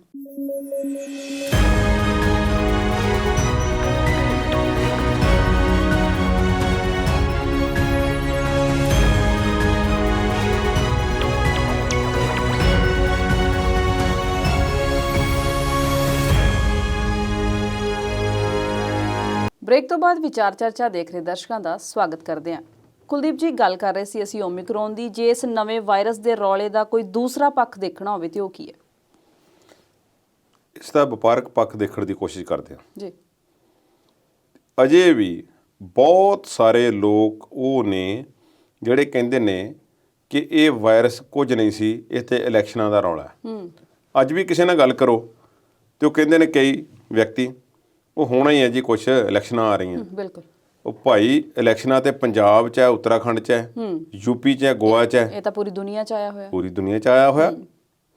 ਟਰੰਪ ਨੂੰ ਕੀ ਪਤਾ ਜਾਂ ਜੋ ਬਾਈਡਨ ਨੂੰ ਕੀ ਪਤਾ ਜਾਂ ਜਿਹੜੇ ਹੋਰ ਦੂਸਰੇ WHO ਨੂੰ ਕੀ ਪਤਾ ਕਿ ਪੰਜਾਬ ਵਿੱਚ ਵੋਟਾਂ ਨੇ ਤੇ ਇਸ ਦਾ ਰੌਲਾ ਪਾ ਦਿਓ ਜੀ। ਅੱਛਾ, 1 ਮਿੰਟ ਲਈ ਮੰਨ ਵੀ ਲਈਏ, ਇਹ ਜੇ ਸਰਕਾਰਾਂ ਹੀ ਮੰਨ ਲਈਏ ਕਿ ਰੌਲਾ ਪਵਾਉਂਦੀਆਂ ਨੇ ਕਰੋਨਾ ਦਾ, ਤੇ ਸਰਕਾਰਾਂ ਨੂੰ ਫਾਇਦਾ ਇਸ ਦਾ ਕਿਵੇਂ ਹੋਵੇਗਾ ਜੀ? ਕੀ ਹੋਇਆ ਪਿਛਲਾ ਜਿਹੜਾ ਇਤਿਹਾਸ ਹੈ, ਪਿਛਲੀ ਜਿਹੜੀ ਇਲੈਕਸ਼ਨਾਂ ਹੋਈਆਂ, ਇੱਕ ਆਂਧਰਾ ਪ੍ਰਦੇਸ਼ ਤੋਂ ਬਿਨਾਂ ਭਾਰਤੀ ਜਨਤਾ ਪਾਰਟੀ ਨੂੰ ਕਿੱਥੇ ਮੈਜੋਰਟੀ ਮਿਲੀ ਹੈ? ਬਿਲਕੁਲ। ਕਰਨਾਟਕ ਦੇ ਵਿੱਚ ਹਾਰ ਗਏ ਨੇ, ਬੰਗਾਲ ਦੇ ਵਿੱਚ ਹਾਰ ਗਏ ਨੇ ਜੀ। ਚਲੋ ਇੱਧਰ ਨੂੰ ਆਈਏ ਮੁੜ ਕੇ, ਇੱਧਰੋਂ ਛੱਡ ਕੇ ਤੇ ਹੁਣ ਇਸ ਦਾ ਜਿਹੜਾ ਪੈਸੇ ਵਾਲਾ ਪੱਖ ਹੈ, ਵਪਾਰਕ ਪੱਖ ਹੈ, ਉਹਦੇ ਤੇ ਥੋੜੀ ਜਿਹੀ ਗੌਰ ਫਰਮਾਉਂਦੇ ਆ ਜੀ। ਇਹ ਕਿਹਾ ਗਿਆ ਕਿ ਦੁਨੀਆ ਭਰ ਦੇ ਵਿੱਚ ਬਹੁਤ ਸਾਰੀਆਂ ਕੰਪਨੀਆਂ ਜਿਨ੍ਹਾਂ ਨੇ ਸੈਨੀਟਾਈਜ਼ਰ ਤੇ ਇਸ ਨਾਲ ਸਾਜੋ ਸਮਾਨ ਸੰਬੰਧਿਤ PPE ਕਿੱਟਾਂ, ਗਲਵਜ਼, ਮਾਸਕ ਤੇ ਹੋਰ ਪਤਾ ਨਹੀਂ ਕੀ ਬਣਾਉਣਾ ਸ਼ੁਰੂ ਕੀਤਾ, ਉਹ ਮਾਲੋ ਮਾਲ ਹੋ ਗਈਆਂ ਰਾਤੋਂ ਰਾਤ। ਤੇ ਉਹਨਾਂ ਨੂੰ ਕਿਵੇਂ ਪਤਾ ਸੀ ਕਿ ਲੋਕਡਾਊਨ ਦੇ ਵਿੱਚ ਇਹ ਲੋਕਡਾਊਨ ਲੱਗੇਗਾ ਤੇ ਸਾਰੀਆਂ ਚੀਜ਼ਾਂ ਦੀ ਲੋੜ ਪੈਣੀ ਹੈ? ਜੀ ਬਿਲਕੁਲ। ਖੈਰ, ਪ੍ਰੋਡਕਸ਼ਨ ਨਾਲੋਂ ਨਾਲ ਹੋਈ ਹੈ ਦੁਨੀਆ ਦੇ ਵਿੱਚ, ਜ਼ਰੂਰੀ ਕੰਮ ਚਲਾਏ ਵੀ ਗਏ ਨੇ, ਖੇਤੀਬਾੜੀ ਚੱਲਦੀ ਰਹੀ ਹੈ। ਬਿਲਕੁਲ। ਪਿਛਲੇ ਲੋਕਡਾਊਨ, ਵੱਡੇ ਲੋਕਡਾਊਨ ਦੇ ਵਿੱਚ ਸਭ ਤੋਂ ਕੋਈ ਸੌਖਾ ਰਿਹਾ ਤੇ ਉਹ ਕਿਸਾਨ ਰਿਹਾ ਬਾਕੀਆਂ ਨਾਲੋਂ। ਬਾਕੀ ਸਾਰਿਆਂ ਦਾ ਜੀਵਨ ਨਿਰਵਾਹ ਵੀ ਔਖਾ ਹੋਇਆ। ਜੀ। ਕਿਸਾਨ ਦੀ ਜ਼ਿੰਦਗੀ ਇਹੋ ਜਿਹੀ ਹੈ, ਘੁੰਮਦਾ ਫਿਰਦਾ ਹੈ। ਗੱਲ ਕਰਦੇ ਹਾਂ ਕਿ ਜਦੋਂ ਇਸ ਤੇ ਕਾਬੂ ਪੈਣਾ ਸ਼ੁਰੂ ਹੋਇਆ ਤਾਂ ਫਿਰ ਕਿਸ ਤਰ੍ਹਾਂ ਦੇ ਵਪਾਰਕ ਕਿੱਸੇ ਨਿਕਲ ਕੇ ਸਾਹਮਣੇ ਆਏ। ਜੀ। ਤੁਹਾਨੂੰ ਪਤਾ ਹੈ ਕਿ ਭਾਰਤ ਦੇ ਵਿੱਚ ਜਦੋਂ ਟੀਕਾਕਰਨ ਨਾਂ ਦੀ ਗੱਲ ਚੱਲੀ ਤੇ ਭਾਰਤ ਕੋਲ ਆਪਣਾ ਕੋਵੈਕਸਿਨ ਤੇ ਇਹਨਾਂ ਨੇ ਇਜਾਦ ਕਰ ਲਿਆ, ਪਰ ਉਸਨੂੰ ਤੇ ਹੁਣ ਆ ਕੇ ਮਨਜ਼ੂਰੀ ਮਿਲੀ ਆ, ਜੇ ਤਾਂ ਕੁਝ ਹਫ਼ਤੇ ਹੋਏ ਨੇ। ਬਿਲਕੁਲ। ਸਹੀ ਮਾਇਨੇ 'ਚ ਮਨਜ਼ੂਰੀ ਤਾਂ ਉਸਨੂੰ ਹੁਣ ਮਿਲੀ ਹੈ। ਸੋ ਲੋਕਾਂ ਦੇ ਮਨ ਵਿੱਚ ਸ਼ੌਹ ਸੀ ਕਿ ਇਹ ਕੁਝ ਚੰਗਾ ਟੀਕਾ ਹੈ ਜਾਂ ਨਹੀਂ ਹੈ। ਜੀ। ਰਹੀ ਗੱਲ ਕੋਵਿਸ਼ੀਲਡ ਦੀ, ਕੋਵਿਸ਼ੀਲਡ ਦੇ ਬਾਰੇ ਪਤਾ ਸੀ ਕਿ ਭਾਰਤ ਦੀ ਕੰਪਨੀ ਜਿਹੜੀ ਹੈ, ਉਹਨਾਂ ਨੇ ਇੱਕ ਵਿਦੇਸ਼ੀ ਕੰਪਨੀ ਦੇ ਰਾਈਟਸ ਖਰੀਦ ਲਏ ਨੇ ਤੇ ਉਹ ਭਾਰਤ ਵਿੱਚ ਮਾਸ ਪ੍ਰੋਡਕਸ਼ਨ ਕਰ ਰਹੇ ਨੇ, ਜਿਹੜਾ ਉਹਨਾਂ ਨੇ ਵੇਚਣਾ ਹੈ ਪੂਰੀ ਦੁਨੀਆ ਦੇ ਵਿੱਚ। ਜੀ। ਤੇ ਸਰਕਾਰੀ ਸਖਤੀ ਤੋਂ ਉਹ ਵੀ ਨਾਰਾਜ਼ ਹੋ ਗਿਆ, ਉਸਦੇ CEO ਵੀ ਜਾ ਕੇ ਲੰਡਨ ਜਾ ਕੇ ਬੈਠ ਗਿਆ ਕਿਤੇ ਮੇਰੇ ਤੋਂ ਕੋਈ ਦਵਾ ਨਾ ਬਣਾਇਆ ਜਾ ਸਕੇ। ਜੀ। ਤੇ ਉਹਨਾਂ ਨੇ ਸੌਦੇ ਕੀਤੇ ਹੋਏ ਸੀ ਬਾਹਰ ਦੁਨੀਆ ਦੇ ਵਿੱਚ ਵੇਚਣਾ ਸੀ ਟੀਕਾ। ਖੈਰ, ਭਾਰਤ ਸਰਕਾਰ ਨੇ ਜਿਵੇਂ ਵੀ ਕਿਵੇਂ ਹੈ, ਮੈਂ ਇਸ ਨੂੰ ਸ਼ਾਬਾਸ਼ ਹੀ ਕਵਾਂਗਾ ਕਿ ਟੀਚਾ ਜਿਹੜਾ ਸੀ ਹਾਸਲ ਕੀਤਾ। ਅੱਜ ਘਰੋਂ ਘਰੀ ਜਾ ਕੇ ਵੀ ਟੀਕੇ ਲਾਏ ਜਾ ਰਹੇ ਨੇ, ਲਾਈਨਾਂ ਖਤਮ ਹੋ ਗਈਆਂ ਨੇ। ਜੀ। ਹਾਲਾਤ ਪਹਿਲਾਂ ਹੋਏ ਸੀ ਲਾਈਨਾਂ ਵਾਲੇ, ਸਾਡਾ ਵੀ ਕਸੂਰ ਸੀ, ਅਸੀਂ ਪਹਿਲਾਂ ਦੇਖਿਆ ਨਹੀਂ, ਅਸੀਂ ਮੰਨੇ ਨਹੀਂ ਕਿ ਟੀਕੇ ਜ਼ਰੂਰੀ ਨੇ ਸਾਨੂੰ। ਪਰ ਜਿਹੜੀਆਂ ਵੱਡੀਆਂ ਕੰਪਨੀਆਂ ਨੇ ਉਹ ਹੁਣ ਇਸ ਦੇ ਬਾਰੇ ਕੀ ਕਹਿ ਰਹੀਆਂ, ਉਸ ਤੇ ਜਰਾ ਗੌਰ ਫਰਮਾਉਂਦੇ ਆ। ਜੀ। ਫਾਈਜ਼ਰ ਵਾਲੇ ਕਹਿ ਰਹੇ ਨੇ ਕਿ ਇਹ ਵੇਰੀਐਂਟ ਜਿਹੜਾ ਇਸ ਦੇ ਬਾਰੇ ਸਾਨੂੰ ਪਤਾ ਲੱਗ ਗਿਆ ਤੇ ਅਸੀਂ ਇਸ ਤੇ ਕੰਮ ਕਰਨਾ ਸ਼ੁਰੂ ਕਰ ਦਿੱਤਾ ਹੈ। ਸਾਡੀਆਂ ਲੈਬਸ ਦੇ ਵਿੱਚ ਸਾਡੇ ਕੋਲ ਪਹਿਲਾਂ ਤੋਂ ਟੈਕਨੋਲੋਜੀ ਹੈ ਤੇ ਅਸੀਂ ਇਸ ਗੱਲ ਤੇ ਪੱਕੇ, ਸਾਨੂੰ ਯਕੀਨ ਹੈ, ਇਹ ਟੈਸਟਿੰਗ ਕਰ ਰਹੇ ਹਾਂ ਕਿ ਕੀ ਪੁਰਾਣੇ ਟੀਕੇ ਇਸ ਦੀ ਰੋਕਥਾਮ ਕਰਦੇ ਨੇ। ਤੇ ਸਾਨੂੰ ਕਹਿੰਦੇ ਨੇ ਕਿ ਹੋ ਸਕਦਾ ਹੈ ਕਿ ਦੱਸਦੇ ਨੇ ਕਿ ਫਾਈਜ਼ਰ ਵਾਲੇ ਕਿ ਜਵਾਬ ਇਸ ਦਾ ਹਾਂ ਵਿੱਚ ਆਉਣ ਦੇ ਗੁੱਡ ਚਾਂਸਸ ਨੇ ਕਿ ਕਰਦਾ ਹੈ ਅਸਰ। ਫਿਰ ਮੋਡਰਨਾ ਕੰਪਨੀ ਹੈ, ਮੋਡਰਨਾ ਵੀ ਉਹਨਾਂ ਨੇ ਕਿਹਾ ਹੈ ਕਿ ਟੀਕੇ ਦੀ ਆਖਰੀ ਡੋਜ਼ ਤੁਸੀਂ ਕਦੋਂ ਲਗਵਾਈ ਸੀ, ਇਹ ਬੜਾ ਮੈਟਰ ਕਰਦੀ ਹੈ। ਤਾਜ਼ਾ ਟੀਕਾ ਲੱਗਾ ਹੋਣਾ ਚਾਹੀਦਾ। ਇੱਥੇ ਵੀ ਵਪਾਰਕ ਪੱਖ ਜਿਹੜਾ ਆ ਜਾਂਦਾ, ਸਵਾਲ ਨਾਲ ਖੜੇ ਹੋਈ ਜਾਂਦੇ ਨੇ। ਕੰਪਨੀਆਂ ਕਿਸ ਹਿਸਾਬ ਨਾਲ ਸੋਚ ਰਹੀਆਂ ਜਿਨ੍ਹਾਂ ਨੇ ਲੱਖਾਂ ਕਰੋੜਾਂ ਡਾਲਰ ਜਿਹੜੇ ਨੇ ਟੀਕੇ ਬਣਾਉਣ ਤੇ ਲਾਏ ਹੋਏ ਨੇ। ਹੁਣ ਅੱਗੇ ਸਪੁਟਨਿਕ ਵਾਲੇ ਇਹ ਕਹਿੰਦੇ ਨੇ, ਜਿਹੜੇ ਰਸ਼ੀਆ ਵਾਲੇ ਨੇ, ਕਿ ਅਸੀਂ ਇਸ ਤੇ ਕੰਮ ਕਰਨਾ ਸ਼ੁਰੂ ਕਰ ਦਿੱਤਾ ਹੈ ਤੇ ਜਿਵੇਂ ਸਾਰੀ ਦੁਨੀਆ ਨੇ ਸਭ ਤੋਂ ਪਹਿਲਾਂ ਟੀਕਾ ਬਣਾ ਕੇ ਅਸੀਂ ਦਿਖਾ ਦਿੱਤਾ ਸੀ, ਉਸੇ ਤਰ੍ਹਾਂ ਅਸੀਂ ਹੁਣ ਵੀ ਬਣਾ ਕੇ ਰੱਖ ਦੇਣਾ ਹੈ। ਨੋਵਾਵੈਕਸ ਵਾਲੇ ਵੀ ਕਹਿੰਦੇ ਨੇ ਕਿ ਅਸੀਂ ਖੋਜ ਕਰਨੀ ਸ਼ੁਰੂ ਕਰ ਦਿੱਤੀ ਹੈ। ਇਸ ਤਰ੍ਹਾਂ ਇਨੋਵੀਓ ਕੰਪਨੀ ਵੀ ਹੈ, ਉਹਨਾਂ ਨੇ ਵੀ ਕਹਿ ਦਿੱਤਾ ਕਿ ਅਸੀਂ ਇਸ ਤੇ ਕੰਮ ਕਰਨਾ ਸ਼ੁਰੂ ਕੀਤਾ ਹੈ। ਐਸਟਰਾਜ਼ੈਨੇਕਾ ਤੇ ਜੌਨਸਨ ਐਂਡ ਜੌਨਸਨ, ਉਹਨਾਂ ਨੇ ਕਿਹਾ ਕਿ ਕੰਮ ਚੱਲ ਰਿਹਾ ਹੈ ਤੇ ਸਾਡੇ ਕੋਲ ਇਹ ਪਹਿਲਾਂ ਤੋਂ ਡਿਵੈਲਪਮੈਂਟ ਹੈ, ਇਸ ਵਾਇਰਸ ਨੂੰ ਪਛਾਣ ਲਿਆ ਗਿਆ ਹੈ, ਇਹ ਚੰਗੀ ਗੱਲ ਹੈ। ਤੇ ਇਸ ਦਾ ਤੋੜ ਲੱਭਣ ਦੇ ਵਿੱਚ ਜਿਵੇਂ ਪਹਿਲਾਂ 1 ਸਾਲ ਲੱਗ ਗਿਆ ਸੀ, ਜ਼ਿਆਦਾ ਸਮਾਂ ਨਹੀਂ ਲੱਗੇਗਾ। ਹੁਣ ਜਿਹੜਾ ਪੁਆਇੰਟ ਪਹਿਲਾਂ ਜਿਹੜੇ ਆਮ ਲੋਕ ਕਹਿੰਦੇ ਨੇ ਕਿ ਇਸ ਦਾ ਕੋਈ ਰਾਜਨੀਤਿਕ ਕਾਰਨ ਹੈ, ਇਹ ਗੱਲ ਜਿਹੜੀ ਆ ਉਸ ਨੂੰ ਮੈਂ ਕਹਿ ਦਿੰਦਾ ਕਿ ਨਹੀਂ ਹੈ। ਅਜੇ ਵੀ ਕਈ ਲੋਕ ਮੰਨਦੇ ਨੇ ਕਿ ਕਰੋਨਾ ਨਾਂ ਦੀ ਕੋਈ ਬਿਮਾਰੀ ਨਹੀਂ ਸੀ, ਸਾਨੂੰ ਇਸ ਵਿੱਚ ਲਪੇਟਿਆ ਗਿਆ, ਸਾਡੇ ਤੇ ਥੋਪਿਆ ਗਿਆ ਇਸ ਨੂੰ। ਫਿਰ ਸਵਾਲ ਨਾਲ ਦੀ ਨਾਲ ਹੀ ਕਈ ਬੰਦੇ ਜਵਾਬ ਦੇ ਦਿੰਦੇ ਨੇ ਕਿ ਉਹਨਾਂ ਨੂੰ ਪੁੱਛੋ ਜਿਨ੍ਹਾਂ ਨੂੰ ਇਹ ਬਿਮਾਰੀ ਹੋਈ ਸੀ ਤੇ ਜਾਂ ਜਿਨ੍ਹਾਂ ਨੇ ਇਸ ਬਿਮਾਰੀ ਤੋਂ ਪ੍ਰਭਾਵਿਤ ਹੋ ਕੇ ਆਪਣਾ ਕੋਈ ਪਰਿਵਾਰਕ ਮੈਂਬਰ ਗਵਾ ਲਿਆ, ਉਹਨਾਂ ਨੂੰ ਪੁੱਛੋ ਇਹ ਬਿਮਾਰੀ ਸੀਗੀ ਕਿ ਨਹੀਂ ਸੀਗੀ। ਖੈਰ, ਇਹ ਹੈ, ਇਸ ਗੱਲ ਨੂੰ ਮੰਨਣਾ ਪਏਗਾ। ਪਰ ਇਸ ਨੂੰ ਕੋਈ ਇਹੋ ਜਿਹੀ ਗੱਲ ਨਹੀਂ ਹੈ ਕਿ ਦੁਨੀਆ ਦੀ ਪਹੁੰਚ ਤੋਂ ਬਾਹਰ ਹੋਵੇ। ਪਰ ਕੰਪਨੀਆਂ ਦੇ ਮਾਮਲੇ ਦੇ ਵਿੱਚ ਜਦੋਂ ਅਮਰੀਕਨ ਸਰਕਾਰ ਨੇ ਕਹਿ ਦਿੱਤਾ ਸੀ ਕਿ ਜਿਹੜੀਆਂ ਕੰਪਨੀਆਂ ਆਪਣੇ ਹੱਥ ਨਹੀਂ ਖੁੱਲ੍ਹਣੇ ਚਾਹੁੰਦੀਆਂ ਤੇ ਸਾਨੂੰ ਟੀਕਿਆਂ ਤੱਕ ਪਹੁੰਚ ਨਹੀਂ ਬਣ ਦੇਣੀ ਚਾਹੁੰਦੀਆਂ, ਉਹਨਾਂ 'ਤੇ ਅਸੀਂ ਸਖਤੀ ਕਰਾਂਗੇ, ਤੇ ਉਹਨਾਂ ਤੋਂ ਅਧਿਕਾਰ ਲੈ ਕੇ ਹੋਰ ਉਹਨਾਂ ਨੂੰ ਵੀ ਆਖਾਂ ਕਿ ਤੁਸੀਂ ਬਣਾਓ ਟੀਕੇ, ਤੁਸੀਂ ਬਣਾਓ। ਤੇ ਕੰਪਨੀਆਂ ਉਦੋਂ ਪਿੱਟ ਉਤਰੀਆਂ ਸਨ ਕਿ ਭਾਈ ਅਸੀਂ ਮਿਹਨਤ ਕੀਤੀ ਹੋਈ ਹੈ, ਅਰਬਾਂ ਡਾਲਰ ਲਾ ਦਿੱਤੇ ਨੇ, ਨਿਵੇਸ਼ ਕਰ ਦਿੱਤੇ ਨੇ ਇਸ ਦੀ ਖੋਜ ਵਾਸਤੇ, ਤੇ ਹੁਣ ਤੁਸੀਂ ਕਹਿ ਰਹੇ ਹੋ ਕਿ ਜਿਹਨੂੰ ਮਰਜ਼ੀ ਬਣਾਉਣ ਦੀ ਆਗਿਆ ਦਿੱਤੀ ਜਾਵੇ। ਅਗਾਂਹ ਵਾਸਤੇ ਦੁਨੀਆ ਵਿੱਚ ਜਦੋਂ ਕੋਈ ਬਿਮਾਰੀ ਆ ਗਈ ਤਾਂ ਫਿਰ ਕਿਸੇ ਨੇ ਖੋਜ ਨਹੀਂ ਕਰਨੀ। ਜੇ ਅਗਲੇ ਨੂੰ ਫਾਇਦਾ ਕੋਈ ਨਹੀਂ ਤੇ ਖੋਜ ਕੌਣ ਕਰੇਗਾ? ਇਹ ਵਪਾਰਕ ਪੱਖ ਹੈ। ਮੈਨੂੰ ਲੱਗਦਾ ਹੈ ਕਿ ਇਸ ਵਾਰੀ ਆਉਣ ਵਾਲੇ ਦਿਨਾਂ 'ਚ ਡਿਬੇਟ ਹੋਵੇਗੀ, ਬਹਿਸ ਹੋਵੇਗੀ ਕਿ ਕੀ ਇਹ ਵੀ ਉਹੀ ਗੱਲ ਤਾਂ ਨਹੀਂ ਕਿ ਕੰਪਨੀਆਂ ਜਿਨ੍ਹਾਂ ਨੇ ਵੱਡੇ ਵੱਡੇ ਪਲਾਂਟ ਲਾ ਲਏ ਸੀ ਤੇ ਕੈਪੈਸਿਟੀ ਜਿਹੜੀ ਸੀ ਉਹ 50,000 ਟੀਕੇ ਤੋਂ 5 ਲੱਖ ਟੀਕਿਆਂ ਤੱਕ ਲੈ ਗਏ ਸੀ, ਉਹ ਇੰਨਾ ਪੈਸਾ ਲੱਗਾ ਹੋਇਆ ਕਿ ਉਹਨਾਂ ਦੇ ਟੀਕੇ ਵਿਕਣੇ ਬੰਦ ਹੋ ਜਾਣੇ, ਗੱਲ ਉਹਨਾਂ ਨੂੰ ਮਨਜ਼ੂਰ ਹੋਵੇਗੀ? ਜਾਂ ਤਾਂ ਲੋਕਾਂ ਦੇ ਤੀਸਰੀ ਜਾਂ ਚੌਥੀ ਡੋਜ਼ ਲਗਵਾਉਣ ਦੀ ਤਿਆਰੀ ਹੈ। ਬੂਸਟਰ ਡੋਜ਼ ਦੀ ਵੀ ਗੱਲ ਚੱਲ ਰਹੀ ਹੈ। ਕਈ ਕੰਪਨੀਆਂ ਨੇ ਤੇ ਕਹਿ ਦਿੱਤਾ ਕਿ ਅਸੀਂ ਬੂਸਟਰ ਡੋਜ਼ ਤਿਆਰ ਕਰ ਲਈ ਹੈ ਤੇ ਉਹ ਲਾਉਣੀ ਸ਼ੁਰੂ ਕਰ ਦਿਓ ਦੁਨੀਆ ਦੇ। ਕਈ ਮੁਲਕਾਂ 'ਚ ਤੇ ਲੱਗ ਵੀ ਰਹੀ ਹੈ। ਸੋ ਇਹ ਗੱਲ ਹੋ ਸਕਦੀ ਹੈ, ਪਰ WHO ਦੀਆਂ ਹਦਾਇਤਾਂ ਨੂੰ ਸੁਣੋ, ਖਿਆਲ ਰੱਖੋ ਤੇ ਪੁਰਾਣੀਆਂ ਆਦਤਾਂ ਤੋਂ ਥੋੜ੍ਹਾ ਜਿਹਾ ਬਚੀਏ ਤੇ ਸਾਡਾ ਨੁਕਸਾਨ ਨਾ ਹੋਵੇ। ਅਜੇ ਲੱਗਦਾ ਨਹੀਂ ਹੈ ਇਹ ਵਾਇਰਸ ਇੰਨਾ ਖਤਰਨਾਕ ਹੋਵੇਗਾ। ਹਾਂ, ਮਿਊਟੇਟ ਛੇਤੀ ਕਰ ਰਿਹਾ। ਇੱਕ ਖੁਸ਼ਖਬਰੀ ਇਸ ਦੇ ਵਿੱਚ ਹੈ, ਉਹ ਇਹ ਆਖਿਆ ਜਾ ਰਿਹਾ ਕਿ ਕੁਝ ਮਾਹਿਰ ਇਹ ਕਹਿ ਰਹੇ ਨੇ ਕਿ ਡੈਲਟਾ ਵੇਰੀਐਂਟ ਭਾਵੇਂ ਜ਼ਿਆਦਾ ਲਾਗ ਸੀ ਉਸਦੀ ਫੈਲਣ ਦੀ, ਇਸ ਦੀ ਲਾਗ ਉਸ ਤੋਂ ਵੱਧ ਹੈ, ਪਰ ਖਤਰਨਾਕ ਡੈਲਟਾ ਹੀ ਜ਼ਿਆਦਾ ਹੈ ਅਜੇ ਵੀ। ਤੇ ਜੇ ਇਹ ਵਾਇਰਸ ਉਸ ਨੂੰ ਓਵਰਟੇਕ ਕਰ ਲੈਂਦਾ ਹੈ ਤਾਂ ਇਸ ਨਾਲ ਡੈਲਟਾ ਜਿਹੜਾ ਹੈ ਮੂਲੋਂ ਹੀ ਖਤਮ ਹੋਣ ਦੇ ਚਾਂਸਸ ਨੇ, ਉਹਦੀ ਜਗ੍ਹਾ ਤੇ ਆ ਜਾਵੇਗਾ। ਮਤਲਬ ਮੌਤ ਦਰ ਘਟ ਜੂਗੀ। ਮੌਤ ਦਰ ਘਟਣ ਦੇ ਚਾਂਸਸ ਹੈਗੇ ਆ, ਪਰ ਕਿਵੇਂ ਦੁਨੀਆ ਨੂੰ ਇੰਪੈਕਟ ਕਰੇਗਾ ਇਹ ਆਉਣ ਵਾਲੇ ਦਿਨਾਂ 'ਚ ਪਤਾ ਲੱਗੇਗਾ। ਉਮੀਦ ਕਰਦੇ ਹਾਂ ਕੋਈ ਚੰਗੀ ਖਬਰ ਆਵੇ। ਕਈ ਇਸ ਤਰ੍ਹਾਂ ਦੀਆਂ ਪਹਿਲਾਂ ਵੀ ਆ ਗਈਆਂ ਜਿਹੜੀਆਂ ਮਿਟ ਗਈਆਂ ਬਾਅਦ ਵਿੱਚ। ਬਲੈਕ ਫੰਗਸ ਲਾ ਲਓ, ਡੈਲਟਾ ਪਲੱਸ ਲਾ ਲਓ, ਉਹਨਾਂ ਦਾ ਕੋਈ ਇੰਨਾ ਜ਼ਿਆਦਾ ਰੌਲਾ ਪਿਆ ਨਹੀਂ। ਇਸ ਕਰਕੇ ਸਾਨੂੰ ਪੋਜ਼ਿਟਿਵ ਰਹਿਣਾ ਚਾਹੀਦਾ ਤੇ ਕੁਛ ਆਪਣੇ ਆਪ ਨੂੰ ਐਜੂਕੇਟ ਜ਼ਰੂਰ ਕਰਨਾ ਚਾਹੀਦਾ। ਕੁਲਦੀਪ ਜੀ, ਕਰੋਨਾ ਤੋਂ ਬਾਅਦ ਗੱਲ ਕਰਦੇ ਹਾਂ ਪੰਜਾਬ ਦੀ ਰਾਜਨੀਤੀ ਦੀ, ਤੇ ਘਰ ਘਰ ਰੁਜ਼ਗਾਰ ਵੰਡਣ ਲਈ ਪੱਬਾਂ ਭਾਰ ਹੋਈ ਹੈ ਜੀ ਸਾਡੀ ਸੂਬਾ ਸਰਕਾਰ, ਤੇ ਹੁਣ ਵਿਧਾਇਕ ਮਦਨ ਲਾਲ ਜਲਾਲਪੁਰ ਨੂੰ ਇਹਨਾਂ ਨੇ ਤੋਹਫਾ ਦੇ ਦਿੱਤਾ। ਕੀ ਕਹਿਣਾ ਚਾਹੋਗੇ? ਮੁੱਦਾ ਤੁਸੀਂ ਬਿਲਕੁਲ ਹੀ ਬਦਲੀ ਕਰ ਦਿੱਤਾ, ਪਰ ਦੇਖੋ ਗੱਲ ਇਹ ਹੈ ਕਿ ਪਹਿਲਾਂ ਵੀ ਗੱਲ ਚੱਲੀ ਸੀ ਕਿ ਸੁਖਜਿੰਦਰ ਰੰਧਾਵਾ ਦੇ ਇੱਕ ਕਲੋਜ਼ ਵਿਅਕਤੀ ਨੂੰ ਜਿਹੜਾ ਹੈ ਉਹ ਇੱਕ ਵੱਡਾ ਅਹੁਦਾ ਦੇ ਦਿੱਤਾ ਗਿਆ। ਇਹ ਕਹਿੰਦੇ ਨੇ ਕਿ ਜਿਹੜਾ ਰੁਜ਼ਗਾਰ ਲੋਕਾਂ ਦੇ ਬੱਚਿਆਂ ਨੂੰ ਦੇਣਾ ਸੀ, ਜਿਹਦੇ ਕਿ ਉਹ ਸਹੀ ਮਾਇਨੇ 'ਚ ਹੱਕਦਾਰ ਸਨ, ਇਹ ਫਿਰ ਆਪਣਿਆਂ ਨੂੰ ਦੇਣ ਵਾਲੀ ਗੱਲ ਹੋਈ। ਵਿਧਾਇਕ ਮਦਨ ਲਾਲ ਜਲਾਲਪੁਰ ਅਜੇ ਇੱਕ ਤਾਜ਼ਾ ਮੁਸੀਬਤ ਦੇ ਵਿੱਚ ਫਸੇ ਹੋਏ ਨੇ ਕਿ ਪੰਜਾਬੀ ਯੂਨੀਵਰਸਿਟੀ ਪਟਿਆਲੇ ਦੇ ਵਿੱਚ ਉਹ ਸ਼ਰੇਆਮ VC ਨੂੰ, ਵਾਈਸ ਚਾਂਸਲਰ ਨੂੰ, ਉਪ ਕੁਲਪਤੀ ਨੂੰ ਕਹਿ ਰਹੇ ਨੇ ਕਿ RSS ਦਾ ਬੰਦਾ ਇਹਨੂੰ ਕੱਢੋ ਇੱਥੋਂ। ਹੁਣ ਦੇਖੋ, ਦੋ ਤਿੰਨ ਗੱਲਾਂ ਨੇ। ਭਾਵੇਂ ਹਰਜਾਨੇ ਦਾ ਕੇਸ ਵੀ ਹੋ ਗਿਆ, RSS ਦਾ ਬੰਦਾ ਹੋਣਾ ਕਿ ਕੋਈ ਗੈਰ ਕਾਨੂੰਨੀ ਕੰਮ ਹੈ? ਜੇ ਉਹ ਹਨ ਵੀ ਤੇ ਇਹ ਤੇ ਹੋਰ ਵੀ ਬਹੁਤ ਸਾਰੀਆਂ ਸੰਸਥਾਵਾਂ ਨੇ ਇਹੋ ਜਿਹੀਆਂ ਜਿਹਦੇ ਤੁਸੀਂ ਕਿਤੇ ਜੌਬ ਕਰਦੇ ਹੋਏ ਉਹਨਾਂ ਦੇ ਮੈਂਬਰ ਹੋ ਸਕਦੇ ਹੋ। ਖੈਰ, ਵੱਖਰਾ ਵਿਸ਼ਾ। ਉਹ ਖਬਰਾਂ 'ਚ ਆ ਗਏ ਨੇ। ਸਰਕਾਰ ਦੇ ਨਾਲ ਉਹਨਾਂ ਦੇ ਕਿਹੋ ਜਿਹੇ ਸੰਬੰਧ ਨੇ ਹੁਣ ਸਾਬਤ ਹੋ ਜਾਂਦਾ ਕਿ PSPCL ਦੇ ਡਾਇਰੈਕਟਰ ਵਜੋਂ ਪਾਂਡਵ ਸਾਹਿਬ ਜਿਹੜੇ ਸਨ ਉਹ ਕੈਪਟਨ ਦੇ ਨਜ਼ਦੀਕੀ ਸਨ ਤੇ ਉਹਨਾਂ ਨੂੰ ਲਾਇਆ ਗਿਆ ਸੀ ਲੰਬੇ ਸਮੇਂ ਲਈ। ਹੁਣ ਉਹਨਾਂ ਨੂੰ ਹਟਾ ਕੇ ਜਿਹੜਾ ਹੈ ਇਹਨਾਂ ਨੂੰ, ਉਹਨਾਂ ਦੇ ਬੇਟੇ ਨੂੰ, ਗਗਨਦੀਪ ਸਿੰਘ ਨੂੰ ਜਿਹੜਾ ਹੈ ਉਸ ਦਾ ਡਾਇਰੈਕਟਰ ਲਾ ਦਿੱਤਾ ਗਿਆ 2 ਸਾਲ ਵਾਸਤੇ। ਸਰਕਾਰ ਦਾ ਕਾਰਜਕਾਲ ਤਾਂ ਖੈਰ 2-3 ਮਹੀਨੇ ਹੈ। ਇਹ ਪਤਾ ਨਹੀਂ ਬਾਅਦ ਵਿੱਚ ਕਿਹਦੀ ਸਰਕਾਰ ਬਣਨੀ ਹੈ, ਨਹੀਂ ਬਣਨੀ ਹੈ। ਪਰ ਇਸ ਤਰ੍ਹਾਂ ਦੇ ਡਿਸੀਜਨ ਲੈਣੇ ਤੇ ਦੂਸਰੇ ਪਾਸੇ ਲੋਕ ਪੱਖੀ ਹੋਣ ਦੇ ਦਾਅਵੇ ਕਰਨੇ, ਮੈਂ ਸਮਝਦਾ ਕਿ ਇਹਨਾਂ ਦਾਅਵਿਆਂ ਦੇ ਵਿੱਚ ਕੋਈ ਸੱਚਾਈ ਹੋਣੀ ਚਾਹੀਦੀ ਹੈ।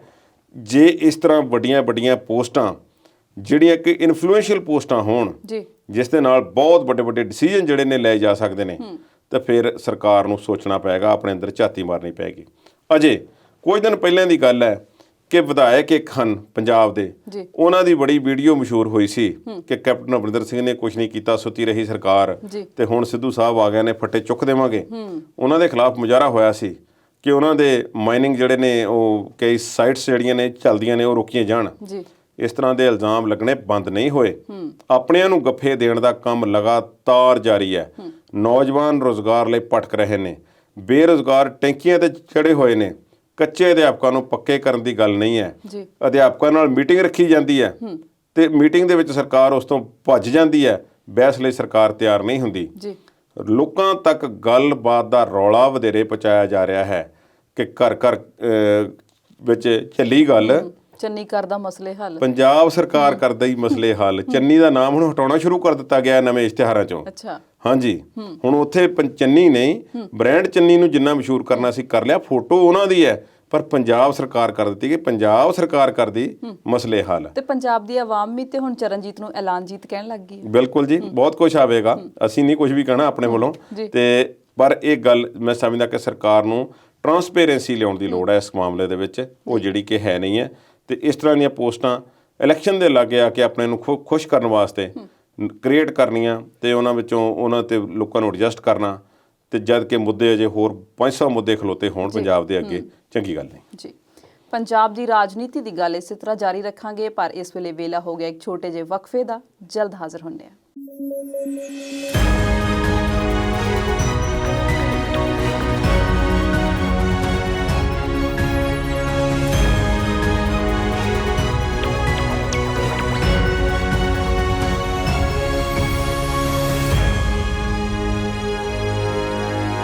ਬ੍ਰੇਕ ਤੋਂ ਬਾਅਦ ਵਿਚਾਰ ਚਰਚਾ ਦੇਖ ਰਹੇ ਦਰਸ਼ਕਾਂ ਦਾ ਸਵਾਗਤ ਕਰਦੇ ਹਾਂ। ਕੁਲਦੀਪ ਜੀ, ਗੱਲ ਨਵਜੋਤ ਸਿੰਘ ਸਿੱਧੂ ਦੀ ਕਰਦੇ ਹਾਂ। ਆਏ ਦਿਨ ਸਿਆਸੀ ਬੀਨ ਵਜਾਉਂਦੇ ਨੇ ਤੇ ਕੋਈ ਨਾ ਕੋਈ ਸੱਪ ਕੱਢਦੇ ਨੇ। ਜੇ ਬਿਲਕੁਲ ਤਾਜ਼ਾ ਗੱਲ ਕਰਨੀ ਹੋਵੇ ਤੇ ਕਿਹੜਾ ਇਸ ਵੇਲੇ ਪੈਂਤੜਾ ਫੜ ਕੇ ਬੈਠੇ ਨੇ ਉਹ? ਵੈਸੇ ਸ਼ਾਮ ਦਾ ਸਮਾਂ ਹੈ, ਇਹ ਨਹੀਂ ਪਤਾ ਕਿ 2 ਘੰਟੇ ਬਾਅਦ ਉਹਨਾਂ ਦਾ ਪੈਂਤੜਾ ਕੀ ਹੋਣਾ ਜੀ। ਅਸੀਂ ਇਸ ਤਰ੍ਹਾਂ ਕਹਿ ਲੈਂਦੇ ਕਿ ਪ੍ਰੋਗਰਾਮ ਚੱਲਦੇ ਤੱਕ ਉਹਨਾਂ ਦਾ ਪੈਂਤੜਾ ਕੀ ਸੀ, ਕਿਉਂਕਿ ਬਦਲ ਜਾਂਦੇ ਨੇ ਬਹੁਤ ਛੇਤੀ। ਬਿਲਕੁਲ। ਹੁਣ ਇਹ ਗੱਲ ਹੈ ਕਿ ਮੁੱਖ ਮੰਤਰੀ ਦੇ ਚਿਹਰਾ ਬਣਨ ਦੀ ਕੋਸ਼ਿਸ਼ ਉਹ ਕਰ ਰਹੇ ਨੇ। ਸਨਅਤਕਾਰਾਂ ਨਾਲ ਮੀਟਿੰਗ ਤੋਂ ਪਹਿਲਾਂ ਉਹਨਾਂ ਨੇ ਕੁਝ ਪ੍ਰੈਸ ਵਾਰਤਾ ਕੀਤੀ, ਗੱਲਬਾਤ ਕਰਨ ਦੀ ਕੀਤੀ ਕੋਸ਼ਿਸ਼, ਤੇ ਉਸ ਦੇ ਵਿੱਚ ਕੁਝ ਪਲਾਨ ਦੱਸਣ ਲੱਗ ਪਏ ਉਹ ਪੰਜਾਬ ਦੀ, ਕਿ ਪੰਜਾਬ ਵਿੱਚ ਇਸ ਤਰ੍ਹਾਂ ਹੋਵੇਗਾ, ਆਹ ਕਰਾਂਗੇ, ਆਹ ਕਰਾਂਗੇ। ਸਾਰੀ ਪਲਾਨ ਦੱਸਦੇ ਗਏ ਤੇ ਫਿਰ ਉਹਨਾਂ ਨੂੰ ਕਿਸੇ ਨੇ ਪੁੱਛਿਆ ਕਿ ਸਾਰੇ ਇਹ ਕੰਮ ਇੰਨੀ ਛੇਤੀ ਕਿਵੇਂ ਹੋਣਗੇ, 2-3-4 ਮਹੀਨੇ 'ਚ ਕਿਵੇਂ ਹੋਣਗੇ ਕੰਮ? ਇਹੋ ਕਹਿੰਦੇ ਉਹ ਇਹ ਤਾਂ ਮੈਨੂੰ ਚੇਤਾ ਹੀ ਭੁੱਲ ਗਿਆ। ਇਹ ਤਾਂ ਮੈਂ 2022 ਤੋਂ ਬਾਅਦ ਦੀ ਗੱਲ ਕਰ ਰਿਹਾ ਕਿ 2022 'ਚ ਜਦੋਂ ਚੋਣਾਂ ਹੋ ਜਾਣਗੀਆਂ, ਸਾਡੀ ਸਰਕਾਰ ਦੁਬਾਰਾ ਬਣੇਗੀ, ਤੇ ਫਿਰ ਮੈਂ ਇਹ ਜਿਹੜੀ ਹੈ ਇਹ ਗੱਲ ਕਰਾਂਗਾ। ਜੀ, ਲੋਕਾਂ ਦੇ ਖਾਨੇ 'ਚ ਗੱਲ ਪਾ ਰਹੇ ਨੇ। ਹੁਣ ਉਹਨਾਂ ਨੇ ਕਿਹਾ ਕਿ ਜਦੋਂ ਫਿਰ ਉਹਨੂੰ ਪੱਤਰਕਾਰਾਂ ਨੇ ਘੇਰਿਆ ਕਿ ਤੁਸੀਂ ਕੀ ਮੁੱਖ ਮੰਤਰੀ ਵਜੋਂ ਆਪਣੇ ਆਪ ਨੂੰ ਪੇਸ਼ ਕਰ ਰਹੇ ਹੋ, ਤੇ ਉਹ ਕਹਿੰਦੇ ਕਿ ਨਹੀਂ, ਮੈਂ ਮੁੱਖ ਮੰਤਰੀ ਵਜੋਂ ਨਹੀਂ, ਪਰ ਮੁੱਖ ਮੰਤਰੀ ਕਿਹੜੇ ਕੰਮ ਕਰਨਗੇ ਤੇ ਕਿਹੜੇ ਕੰਮ ਉਹਨਾਂ ਦੇ ਸਾਹਮਣੇ ਹੋਣਗੇ ਤੇ ਕਿਸ ਤਰੀਕੇ ਨਾਲ ਨਜਿੱਠਣ ਦੀ ਕੋਸ਼ਿਸ਼ ਕਰਾਂਗੇ, ਉਹਦਾ ਇੱਕ ਰੋਡ ਮੈਪ ਤੇ ਵਰਕ ਪਲਾਨ ਜਿਹੜੀ ਹੈ ਉਹ ਮੈਂ ਤੁਹਾਡੇ ਨਾਲ ਸਾਂਝੀ ਕੀਤੀ ਹੈ ਜੀ। ਕਿ ਜੀ ਇਹ ਕਿਹਨ ਬਣਾਈ ਹੈ, ਕਿਸ ਨੇ ਬਣਾਈ ਹੈ? ਉਹ ਕਹਿੰਦੇ ਜੀ ਫਿਰ ਉਹਨਾਂ ਨੇ ਗੱਲ ਨੂੰ ਬਦਲ ਦਿੱਤਾ, ਕਹਿੰਦੇ ਜੀ ਕਿ ਇਹ ਸੋਨੀਆ, ਰਾਹੁਲ ਤੇ ਪ੍ਰਿਯੰਕਾ ਜੀ ਨੇ ਜਿਹੜਾ ਰੋਡ ਮੈਪ ਆ ਪੰਜਾਬ ਵਾਸਤੇ ਤਿਆਰ ਕੀਤਾ ਹੈ ਕਿ ਮੁੱਖ ਮੰਤਰੀ ਜੀ ਆ ਕੰਮ ਕਰਨਗੇ। ਮੈਂ ਦੂਸਰੇ ਤਰੀਕੇ ਤੋਂ ਦੇਖਦਾ, ਉਹ ਸਮਾਰਟ ਨੇ, ਇਸ ਗੱਲ ਵਿੱਚ ਕੋਈ ਸ਼ੱਕ ਨਹੀਂ ਜੀ। ਉਹਨਾਂ ਦਾ ਬੋਲੀ ਤੇ ਕਾਬੂ ਹੈ, ਪੰਜਾਬੀ ਤੇ ਹਿੰਦੀ ਤੇ ਅੰਗਰੇਜ਼ੀ ਤੇ ਤਿੰਨਾਂ ਤੇ ਬਰਾਬਰ ਹੈ। ਆਮ ਤੌਰ ਤੇ ਅਸੀਂ ਆਪਣੇ ਪ੍ਰੋਫਾਈਲ ਦੇ ਵਿੱਚ ਕਿਤੇ ਕੁਝ ਲਿਖਣਾ ਹੋਵੇ ਤੇ ਅਸੀਂ ਆਪਣੇ ਬਾਇਓਡਾਟਾ ਦੇ ਵਿੱਚ ਲਿਖ ਦਿੰਦੇ ਹਾਂ ਕਿ 3 ਲੈਂਗੁਏਜ ਮੈਨੂੰ ਬੋਲਣੀਆਂ, ਪੜ੍ਹਨੀਆਂ ਤੇ ਲਿਖਣੀਆਂ ਆਉਂਦੀਆਂ ਨੇ। ਇਹ ਵਾਕਿਆ ਹੀ ਉਹ ਨੇ, ਇਹਨਾਂ ਨੂੰ ਆਉਂਦੀਆਂ ਨੇ ਔਰ ਕਾਫੀ ਵਧੀਆ ਆਉਂਦੀਆਂ ਨੇ, ਇਸ ਵਿੱਚ ਕੋਈ ਸ਼ੱਕ ਨਹੀਂ। ਹੁਣ ਉਹ ਕੀ ਉਹਨਾਂ ਨੇ ਜਾਣਬੁੱਝ ਕੇ ਗੱਲ ਕੀਤੀ ਹੈ ਜਾਂ ਸਹਿ ਸੁਭਾਅ ਉਹਨਾਂ ਦੇ ਮੂੰਹੋਂ ਨਿਕਲੀ ਆ? ਮੇਰੇ ਖਿਆਲ ਵਿੱਚ ਜਾਣਬੁੱਝ ਕੇ ਹੀ ਉਹਨਾਂ ਨੇ ਕੀਤੀਆਂ ਸਾਰੀਆਂ ਗੱਲਾਂ। ਕਿਉਂ? ਉਹ ਆਪਣੇ ਆਪ ਨੂੰ ਪਹਿਲਾਂ ਵੀ ਇਸ ਲੈਵਲ ਤੇ ਲਿਜਾਣਾ ਚਾਹੁੰਦੇ ਨੇ ਕਿ ਮੈਂ ਹੀ ਉਹ ਵਿਅਕਤੀ ਹਾਂ ਜੋ ਪੰਜਾਬ ਲਈ ਇੱਕ ਸੋਚਦਾ, ਤੇ ਰੋਡ ਮੈਪ ਮੇਰੇ ਕੋਲ ਹੈ, ਬਲੂਪ੍ਰਿੰਟ ਮੇਰੇ ਕੋਲ ਹੈ, ਤੇ ਹੋਰ ਕਿਸੇ ਨੇ ਗੱਲ ਨਹੀਂ ਕਰਨੀ। ਜਿਹੜੀ ਉਹਨਾਂ ਨੇ ਗੱਲ ਕੀਤੀ ਕਿ ਰਾਹੁਲ, ਪ੍ਰਿਯੰਕਾ ਤੇ ਸੋਨੀਆ ਦਾ ਇਹ ਪਲਾਨ ਹੈ, ਤੇ ਪਿਛਲੇ 20 ਸਾਲਾਂ ਤੋਂ ਰਾਹੁਲ, ਪ੍ਰਿਯੰਕਾ ਤੇ ਸੋਨੀਆ ਨੇ ਪੰਜਾਬ ਲਈ ਜਾਂ ਦੇਸ਼ ਲਈ ਜਾਂ ਜਿੱਥੇ ਉਹਨਾਂ ਦੀਆਂ ਸਰਕਾਰਾਂ ਨੇ ਕਿਹੜਾ ਪਲਾਨ ਤਿਆਰ ਕੀਤਾ? 4.5 ਸਾਲ ਪਹਿਲਾਂ ਵੀ ਕਰ ਸਕਦੇ ਸੀ। ਬਿਲਕੁਲ, ਉਦੋਂ ਤੇ ਕੈਪਟਨ ਸਾਹਿਬ ਹੁੰਦੀ ਸੀ ਤੇ ਪੰਜਾਬ ਵਿੱਚ ਸਰਕਾਰ ਬਣ ਕੇ ਬੱਲੇ ਵੱਡੀ ਮੈਜੋਰਟੀ ਆ ਗਈ, ਹੋਰ ਤਾਂ ਕਿਸੇ ਚੀਜ਼ ਦੀ ਲੋੜ ਨਹੀਂ ਸੀ। ਉਦੋਂ ਤੱਕ ਇਹ ਪਲਾਨ ਆਇਆ ਨਹੀਂ। ਕੀ ਪੰਜਾਬ ਦੀਆਂ ਖੱਡਾਂ, ਪੰਜਾਬ ਦੀ ਟਰਾਂਸਪੋਰਟ, ਪੰਜਾਬ ਦਾ ਕੇਬਲ ਮਾਫੀਆ, ਪੰਜਾਬ ਦੇ ਵਿੱਚ ਨਸ਼ਿਆਂ ਦੀ ਸਮੱਸਿਆ, ਬੇਅਦਬੀ ਕਾਂਡ, ਕੀ ਇਹਨਾਂ ਸਾਰੇ ਮਾਮਲਿਆਂ ਤੇ ਬੇਰੁਜ਼ਗਾਰੀ ਦੇ ਮੁੱਦੇ ਤੇ ਕੀ ਸੋਨੀਆ, ਰਾਹੁਲ ਤੇ ਪ੍ਰਿਯੰਕਾ ਰੋਡ ਪਲਾਨ ਤਿਆਰ ਕਰਨਗੇ? ਇਹ ਗੱਲ ਗਲੇ 'ਚੋਂ ਉਤਰਦੀ ਨਹੀਂ ਕਿਸੇ ਪਾਸਿਓਂ। ਨਵਜੋਤ ਸਿੰਘ ਸਿੱਧੂ ਦੇ ਦਿਮਾਗ ਦੀ ਹੀ ਸਾਰੀ ਕਾਢ ਹੈ। ਇੱਕ ਗੱਲ ਪੱਕੀ ਹੈ, ਇਹ ਗੱਲ ਮੈਂ ਮੰਨਦਾ ਕਿ ਉਹ ਰਾਜਨੀਤਿਕ ਖੇਡ ਰਹੇ ਨੇ, ਪਰ ਉਹ ਮੁੱਦੇ ਗਲਤ ਨਹੀਂ ਉਠਾ ਰਹੇ। ਇਸ ਗੱਲ ਵਿੱਚ ਸਾਨੂੰ ਕੋਈ ਸ਼ੱਕ ਨਹੀਂ ਹੋਣੀ ਚਾਹੀਦੀ। ਮੁੱਦੇ ਬਿਲਕੁਲ ਸਹੀ ਉਠਾ ਰਹੇ ਨੇ। ਜਿਹੜਾ ਪੰਜਾਬ ਦਾ ਯੂਥ, ਨੌਜਵਾਨੀ ਜਾਂ ਪੰਜਾਬ ਦੇ ਲੋਕ ਜਿਹੜੇ ਇਹ ਸੋਚਦੇ ਨੇ ਕਿ ਨਵਜੋਤ ਸਿੰਘ ਸਿੱਧੂ ਇੱਕ ਪਾਸੇ ਕਿਉਂ ਨਹੀਂ ਹੋ ਜਾਂਦੇ, ਸਵੇਰ ਨੂੰ ਹੋਰ ਤੇ ਸ਼ਾਮ ਨੂੰ ਹੋਰ, ਇਹ ਗੱਲ ਅਸੀਂ ਪਹਿਲਾਂ ਵੀ ਦੱਸੀ ਹੈ ਕਿ ਨਵਜੋਤ ਸਿੰਘ ਸਿੱਧੂ ਵਾਕਿਆ ਹੀ ਇਕੱਲੇ ਹੋ ਕੇ ਚੱਲਣ ਤੋਂ ਵੀ ਘਬਰਾਉਂਦੇ ਨੇ। ਉਹ ਸਵਾਰ ਕਾਂਗਰਸ ਦੀ ਕਿਸ਼ਤੀ ਦੇ ਵਿੱਚ ਹੀ ਰਹਿਣਾ ਚਾਹੁੰਦੇ ਨੇ ਤੇ ਪਰ ਕਿਸ਼ਤੀ ਜਦੋਂ ਉਹਨੂੰ ਲੱਗਦਾ ਹੈ ਕਿ ਕਿਸ਼ਤੀ ਡੁੱਬਣ ਵਾਲੀ ਹੈ ਜਾਂ ਕੋਈ ਸਮੱਸਿਆ ਹੈ, ਇਸ ਵਿੱਚੋਂ ਕੁਝ ਮੁਸਾਫਰਾਂ ਨੂੰ ਕੱਢਣਾ ਪਏਗਾ ਤਾਂ ਫੇਰ ਹੀ ਅੱਗੇ ਚੱਲੇਗੀ। ਉਹਨਾਂ ਮੁਸਾਫਰਾਂ ਨੂੰ ਹੌਲੀ ਹੌਲੀ ਕੱਢਣ ਦੀ ਕੋਸ਼ਿਸ਼ ਦੇ ਵਿੱਚ ਲੱਗੇ ਹੋਏ ਨੇ ਜੀ। ਸਮੱਸਿਆਵਾਂ ਨਾਲ ਜਿਹੜੀਆਂ ਲੋਕਾਂ ਨੂੰ ਦੱਸੀ ਜਾ ਰਹੇ ਨੇ ਕਿ ਦੇਖੋ ਆਹ ਮੁੱਦਾ ਹੈ, ਆਹ ਮੁੱਦਾ ਹੈ, ਆਹ ਮੁੱਦਾ ਹੈ। ਚੰਨੀ ਸਾਹਿਬ ਤੇ ਦਬਾਅ ਉਹਨਾਂ ਨੇ ਬਿਲਕੁਲ ਠੋਕ ਕੇ ਬਣਾਇਆ ਹੋਇਆ। ਐਡਵੋਕੇਟ ਜਨਰਲ ਵਾਲੀ ਗੱਲ ਉਹਨਾਂ ਦੀ ਮੰਨੀ ਗਈ ਆ, ਹੋਰ ਵੀ ਕਈ ਮੰਨੀਆਂ ਗਈਆਂ ਨੇ ਤੇ ਕੁਰਸੀ ਉਹਨਾਂ ਦੀ ਬਰਾਬਰ ਲੱਗਦੀ ਹੈ ਮੁੱਖ ਮੰਤਰੀ ਦੇ। ਤੇ ਜਿਹੜੇ ਵਿਧਾਇਕ ਜਾਂ ਜਿਹੜੇ ਕਾਂਗਰਸ ਦੇ ਆਗੂ ਪੰਜਾਬ ਦੇ ਨਵਜੋਤ ਸਿੰਘ ਸਿੱਧੂ ਦੇ ਖਿਲਾਫ ਬੋਲਦੇ ਸਨ, ਉਹਨਾਂ ਦਾ ਕੋਈ ਇਸ ਵੇਲੇ ਕੋਈ ਵੱਡਾ ਵਜੂਦ ਨਜ਼ਰ ਨਹੀਂ ਆ ਰਿਹਾ ਜਿਸ ਦੇ ਤਰੀਕੇ ਉਹ ਨਵਜੋਤ ਸਿੰਘ ਸਿੱਧੂ ਨੂੰ ਚੈਲੰਜ ਕਰ ਸਕਣ। ਨਵਜੋਤ ਸਿੰਘ ਸਿੱਧੂ ਨੇ ਇੱਕ ਤੇ ਇਹ ਪੈਂਤੜਾ ਅਪਣਾਇਆ ਤੇ ਦੂਸਰਾ ਆਪਣੇ ਸਾਥੀ ਨੂੰ ਬਚਾਉਣ ਦੀ ਕੋਸ਼ਿਸ਼ ਵਿੱਚ ਲੱਗੇ ਹੋਏ ਨੇ। ਪ੍ਰਗਟ ਸਿੰਘ ਦੀ ਗੱਲ ਹੈ, ਪ੍ਰਗਟ ਸਿੰਘ ਨੇ ਮਨੀਸ਼ ਸਿਸੋਦੀਆ ਨਾਲ ਪੰਗਾ ਲਿਆ ਹੋਇਆ ਤੇ ਇਹ ਚੈਲੰਜ ਸਿੱਧਾ ਕੇਜਰੀਵਾਲ ਨੂੰ ਕਰ ਰਹੇ ਨੇ, ਉਹਨਾਂ ਦੇ ਕੰਮਾਂ ਨੂੰ ਕਰ ਰਹੇ ਨੇ ਨਵਜੋਤ ਸਿੰਘ ਸਿੱਧੂ। ਪ੍ਰਗਟ ਸਿੰਘ ਵਾਲਾ ਜਵਾਬ ਇਹ ਦੇ ਰਹੇ ਨੇ। ਜਵਾਬ ਜਿਹੜੇ ਨੇ ਇੱਕ ਦੂਸਰੇ ਨੂੰ ਕਿਹੜੇ ਤਰੀਕੇ ਨਾਲ ਦਿੱਤੇ ਜਾ ਰਹੇ ਨੇ, ਆਮ ਲੋਕਾਂ ਦੇ ਪੱਲੇ ਕੁਝ ਨਹੀਂ ਪੈ ਰਿਹਾ। ਕਿਹੜੇ ਸਕੂਲ ਬਿਹਤਰ ਨੇ ਅਜੇ ਤੱਕ ਲੋਕਾਂ ਨੂੰ ਕੁਝ ਪਤਾ ਨਹੀਂ ਲੱਗਾ। ਪਰ ਜੇ ਪ੍ਰਗਟ ਸਿੰਘ ਇਹ ਕਹਿੰਦੇ ਨੇ ਕਿ ਪੰਜਾਬ ਦੇ ਸਕੂਲ ਬਿਹਤਰ ਨੇ ਤਾਂ ਫਿਰ ਪਹਿਲੇ ਸਿੱਖਿਆ ਮੰਤਰੀ ਨੂੰ ਬਦਲਣ ਦੀ ਜਾਂ ਮੁੱਖ ਮੰਤਰੀ ਨੂੰ ਹਟਾਉਣ ਦੀ ਕੀ ਲੋੜ ਸੀ? ਫਿਰ ਉਹਨਾਂ ਨੂੰ ਰਹਿਣ ਦਿੰਦੇ। ਜੇ ਪੰਜਾਬ ਦਾ ਸਿੱਖਿਆ ਸਿਸਟਮ ਵਧੀਆ ਹੈ ਤੇ ਇੰਨੇ ਸਾਰੇ ਅਧਿਆਪਕ ਸੜਕਾਂ ਤੇ ਕਿਉਂ ਬੈਠੇ ਹੋਏ ਨੇ? ਇਹ ਸਾਰੇ ਗੱਲਾਂ ਦੇ ਜਵਾਬ ਜਿਹੜੇ ਆ ਸਰਕਾਰਾਂ ਨੂੰ ਦੇਣੇ ਚਾਹੀਦੇ ਨੇ। ਇਸ ਤਰ੍ਹਾਂ ਹੈ ਕਿ ਮੈਨੂੰ ਲੱਗਦਾ ਹੈ ਕਿ ਕਾਂਗਰਸ ਇੱਕ ਥੇਰੇ ਚੱਕਰ ਦੇ ਵਿੱਚ ਫਸੀ ਹੋਈ ਹੈ। ਪਹਿਲਾ ਚੱਕਰ ਹੈ 4.5 ਸਾਲ ਦਾ, ਉਸ ਨੂੰ ਬਿਲਕੁਲ ਭੁਲਾ ਕੇ ਕਾਂਗਰਸ ਪਾਰਟੀ ਜਿਹੜਾ ਚੱਲਣਾ ਚਾਹੁੰਦੀ ਹੈ ਕਿ ਸਾਨੂੰ ਨਹੀਂ ਪਤਾ ਇਹਦੇ ਬਾਰੇ ਕੁਝ ਵੀ, ਇਹ ਸਾਨੂੰ ਇਹਦੇ ਬਾਰੇ ਗੱਲ ਨਾ ਕਰੋ। ਤੇ ਕੈਪਟਨ ਉਦੋਂ ਮੁੱਖ ਮੰਤਰੀ ਸੀ, ਸਾਡੇ ਨਾਲ ਬਾਅਦ ਦੀ ਗੱਲ ਕਰੋ, ਦੇਖੋ ਆਹ ਕੰਮ ਹੋ ਰਿਹਾ, ਆਹ ਹੋ ਰਿਹਾ, ਆਹ ਹੋ ਰਿਹਾ, ਅਗਾਂਹ ਆਹ ਕਰਾਂਗੇ, ਇੰਨੇ ਯੂਨਿਟ ਮਾਫ ਹੋਣਗੇ, ਫਲਾਣੇ ਰੁਜ਼ਗਾਰ ਦੇਵਾਂਗੇ, ਆਹ ਹੋਵੇਗਾ। ਇਹ ਸਾਰੀਆਂ ਗੱਲਾਂ ਹੋ ਰਹੀਆਂ। ਇਹ 4.5 ਸਾਲ ਬਨਾਮ 4.5 ਮਹੀਨੇ ਜਿਹੜੇ ਨੇ, ਇਹਨਾਂ ਨੂੰ ਦੋ ਤਰੀਕਿਆਂ ਵਿੱਚ ਲਿਆ ਕੇ ਚੋਣ ਲੜਨ ਦੀ ਕੋਸ਼ਿਸ਼ ਕੀਤੀ ਜਾ ਰਹੀ ਹੈ। ਤੇ ਜਦੋਂ ਨਵਜੋਤ ਸਿੰਘ ਸਿੱਧੂ, ਪ੍ਰਗਟ ਸਿੰਘ ਫਿਰ ਉਹੀ ਗੱਲ, ਅਕਾਲੀ ਭਾਜਪਾ ਸਰਕਾਰ ਦਾ ਨਾਮ ਲੈਂਦੇ ਨੇ, ਉਹਨਾਂ ਨੇ ਸਿਸਟਮ ਖਰਾਬ ਕੀਤਾ। ਪਰ ਤੁਸੀਂ ਆਪਣੇ ਵੀ 4.5 ਸਾਲਾਂ ਦਾ ਜਾਂ ਪਿਛਲੇ ਉਦੋਂ 5 ਸਾਲਾਂ ਦਾ ਵੀ ਹਿਸਾਬ ਵਿੱਚੇ ਜੋੜ ਲਓ, ਸਾਰਿਆਂ ਨੇ ਰਲ ਮਿਲ ਕੇ ਕੀਤਾ। ਇੰਨੀ ਛੇਤੀ ਨਹੀਂ ਹੋਣਾ। ਤੁਸੀਂ ਗਾਂ ਦਾ ਰੋਡ ਮੈਪ ਪਲਾਨ ਦਿਓ ਲੋਕਾਂ ਨੂੰ, ਜਿਹੜਾ ਚੰਗਾ ਲੱਗੇਗਾ, ਜਿਹਦਾ ਚੰਗਾ ਲੱਗੇਗਾ ਉਹਨੂੰ ਵੋਟ ਪਾ ਦੇਣਗੇ। ਇਸ ਵਿੱਚ ਆਪਸੀ ਕਸ਼ਮਕਸ਼ ਵਾਲੀ ਕੋਈ ਗੱਲ ਨਹੀਂ ਹੈ। ਮੁੱਦਿਆਂ ਲਈ ਇੰਨੇ ਸੁਹਿਰਦ ਨੇ ਤੇ 100 ਦਿਨ ਸੀ ਸਾਰਾ ਇਹਨਾਂ ਦੀ ਸਰਕਾਰ ਕੋ, ਤੇ 58 ਦਿਨ ਅਸਤੀਫਾ ਦੇ ਕੇ ਬੈਠੇ ਰਹੇ। ਬਿਲਕੁਲ। ਨਵਜੋਤ ਸਿੰਘ ਸਿੱਧੂ ਨੇ ਅਸਤੀਫਾ ਜਿਹੜਾ ਦਿੱਤਾ ਹੈ, ਪਰ ਉਸ ਵਿੱਚੋਂ ਕੁਝ ਨਾ ਕੁਝ ਹਾਸਲ ਜ਼ਰੂਰ ਕੀਤਾ। ਜਿਵੇਂ ਉਹਨਾਂ ਨੇ ਕਿਹਾ ਕਿ ਮੈਂ ਦਰਸ਼ਨੀ ਘੋੜਾ ਬਣ ਕੇ ਨਹੀਂ ਰਹਿਣਾ ਚਾਹੁੰਦਾ, ਇਹ ਗੱਲ ਠੀਕ ਹੈ। ਉਹ ਚਾਹੁੰਦੇ ਨੇ ਕਿ ਦਰਸ਼ਨੀ ਘੋੜਾ ਨਹੀਂ, ਮੈਨੂੰ ਤੇ ਬਿਲਕੁਲ ਉੱਪਰਲੀ ਕਾਠੀ ਚਾਹੀਦੀ ਹੈ ਤੇ ਫਿਰ ਮੈਂ ਕੰਮ ਕਰਾਂਗਾ। 58 ਦਿਨਾਂ ਨੂੰ ਕਿਸੇ ਗਿਣਤੀ 'ਚ ਨਹੀਂ ਗਿਣਦੇ। ਕੰਮ ਜਿਹੜੇ ਨੇ ਉਹ ਸਮਝਦੇ ਨੇ ਕਿ ਹੁਣ ਇਹੋ ਹੀ ਹੈ। ਹੁਣ ਤੁਸੀਂ ਦੇਖੋ, ਜਿਸ ਦਿਨ ਦਾ ਜਿਹੜੇ ਕੰਮ ਕੀਤੇ ਨੇ, ਜਿਸ ਦਿਨ ਦਾ ਹਾਈ ਕੋਰਟ ਨੇ ਪਲਟਵਾਰ ਕੀਤਾ ਕਿ ਜਿਹੜੀਆਂ ਬੱਸਾਂ ਤੁਸੀਂ ਫੜਦੇ ਹੋ ਉਹਨਾਂ ਦਾ ਆ ਜਿਹੜੇ ਤੁਸੀਂ ਹੁਕਮ ਦਿੱਤੇ ਸੀ ਇਹ ਦੁਬਾਰਾ ਬਹਾਲ ਕਰੋ, ਨਵੀਂ ਸਾਰਨੀ ਬਣਾਓ, ਉਸ ਦਿਨ ਦੇ ਤੁਸੀਂ ਕਿੰਨੇ ਜਿਹੜੇ ਨੇ ਕੇਸ ਸੁਣੇ ਨੇ ਕਿ ਅਮਰਿੰਦਰ ਸਿੰਘ ਰਾਜਾ ਵੜਿੰਗ ਨੇ ਬੱਸਾਂ ਘੇਰੀਆਂ ਹੋਣ। ਮੈਂ ਤੇ ਬਾਹਰ ਨਿਕਲਦੇ ਨਹੀਂ ਵੇਖੇ, ਬਾਹਰ ਨਿਕਲਦੇ ਨਹੀਂ ਵੇਖੇ। ਉਹ ਇਹ ਹੈ ਗੱਲ। ਕਾਂਗਰਸ ਨੂੰ ਕੇਬਲ ਮਾਫੀਆ ਦੇ ਮੁੱਦੇ ਤੇ ਵੀ ਪਿਛਾ ਨੂੰ ਜਿਹੜਾ ਹੈ ਉਹ ਮੁੜਨਾ ਪਿਆ ਕਿ ਕੇਂਦਰ ਕੋਲ ਜਿਹੜੇ ਇਹਨਾਂ ਰੇਟ ਹਨ ਉਹਨਾਂ ਨੂੰ ਨਿਰਧਾਰਿਤ ਕਰਨ ਦਾ ਤਰੀਕਾ ਹੁੰਦਾ ਹੈ। ਰੇਤ ਮਾਫੀਆ ਵਾਲੇ ਨੇ, ਰੇਤ ਦੇ ਜਿਹੜੇ ਠੇਕੇਦਾਰ ਨੇ ਉਹ ਪਹਿਲੇ ਜਵਾਬ ਦੇ ਚੁੱਕੇ ਨੇ ਕਿ ਸਾਡਾ ਭਾਈ ਤੁਹਾਡੇ ਨਾਲ ਕਰਾਰ ਲੰਬਾ ਹੋਇਆ, ਦਾਅਵੇ ਝੂਠੇ ਨੇ, ਰੇਤ ਸਸਤੀ ਨਹੀਂ ਹੋਈ।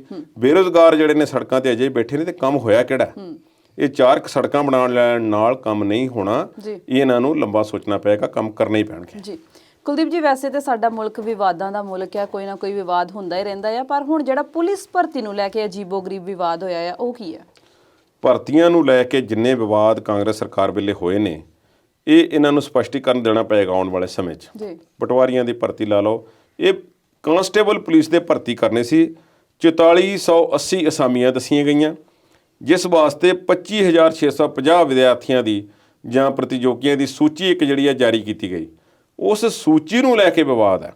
ਅਸਲ ਵਿੱਚ ਕੁੱਲ 4480 ਪੋਸਟਾਂ ਲਈ 4.5 ਲੱਖ ਨੇ ਪ੍ਰੀਖਿਆ ਦਿੱਤੀ, ਜਿਸ ਵਿੱਚੋਂ 25000 ਦੀ ਛਾਂਟੀ ਕੀਤੀ ਗਈ। ਉਸ ਛਾਂਟੀ ਦੇ ਵਿੱਚ ਜਿਹੜੀ ਲਿਸਟ ਆਈ ਹੈ ਉਸ ਦੀ ਡਿਟੇਲ ਇਸ ਤਰ੍ਹਾਂ ਦੀ ਖੂਬਸੂਰਤ ਕਿਸੇ ਨੇ ਬਣਾਈ ਹੈ ਕਿ ਉਸ ਵਿੱਚੋਂ ਕੁਝ ਪਤਾ ਨਹੀਂ ਲੱਗ ਰਿਹਾ। ਉਹ ਡਿਟੇਲ ਦੇ ਵਿੱਚ ਜਿਹੜੇ ਨੰਬਰ ਦਿੱਤੇ ਗਏ ਨੇ ਉਹਨਾਂ ਵਿੱਚ ਇਹ ਆਖਿਆ ਗਿਆ ਕਿ ਨੈਗੇਟਿਵ ਮਾਰਕਿੰਗ ਵੀ ਨਹੀਂ ਸੀ। ਫਿਰ ਇਹ ਨੰਬਰ ਇਸ ਤਰ੍ਹਾਂ ਕਿਹੜੇ ਤਰੀਕੇ ਨਾਲ ਦਿੱਤੇ ਗਏ?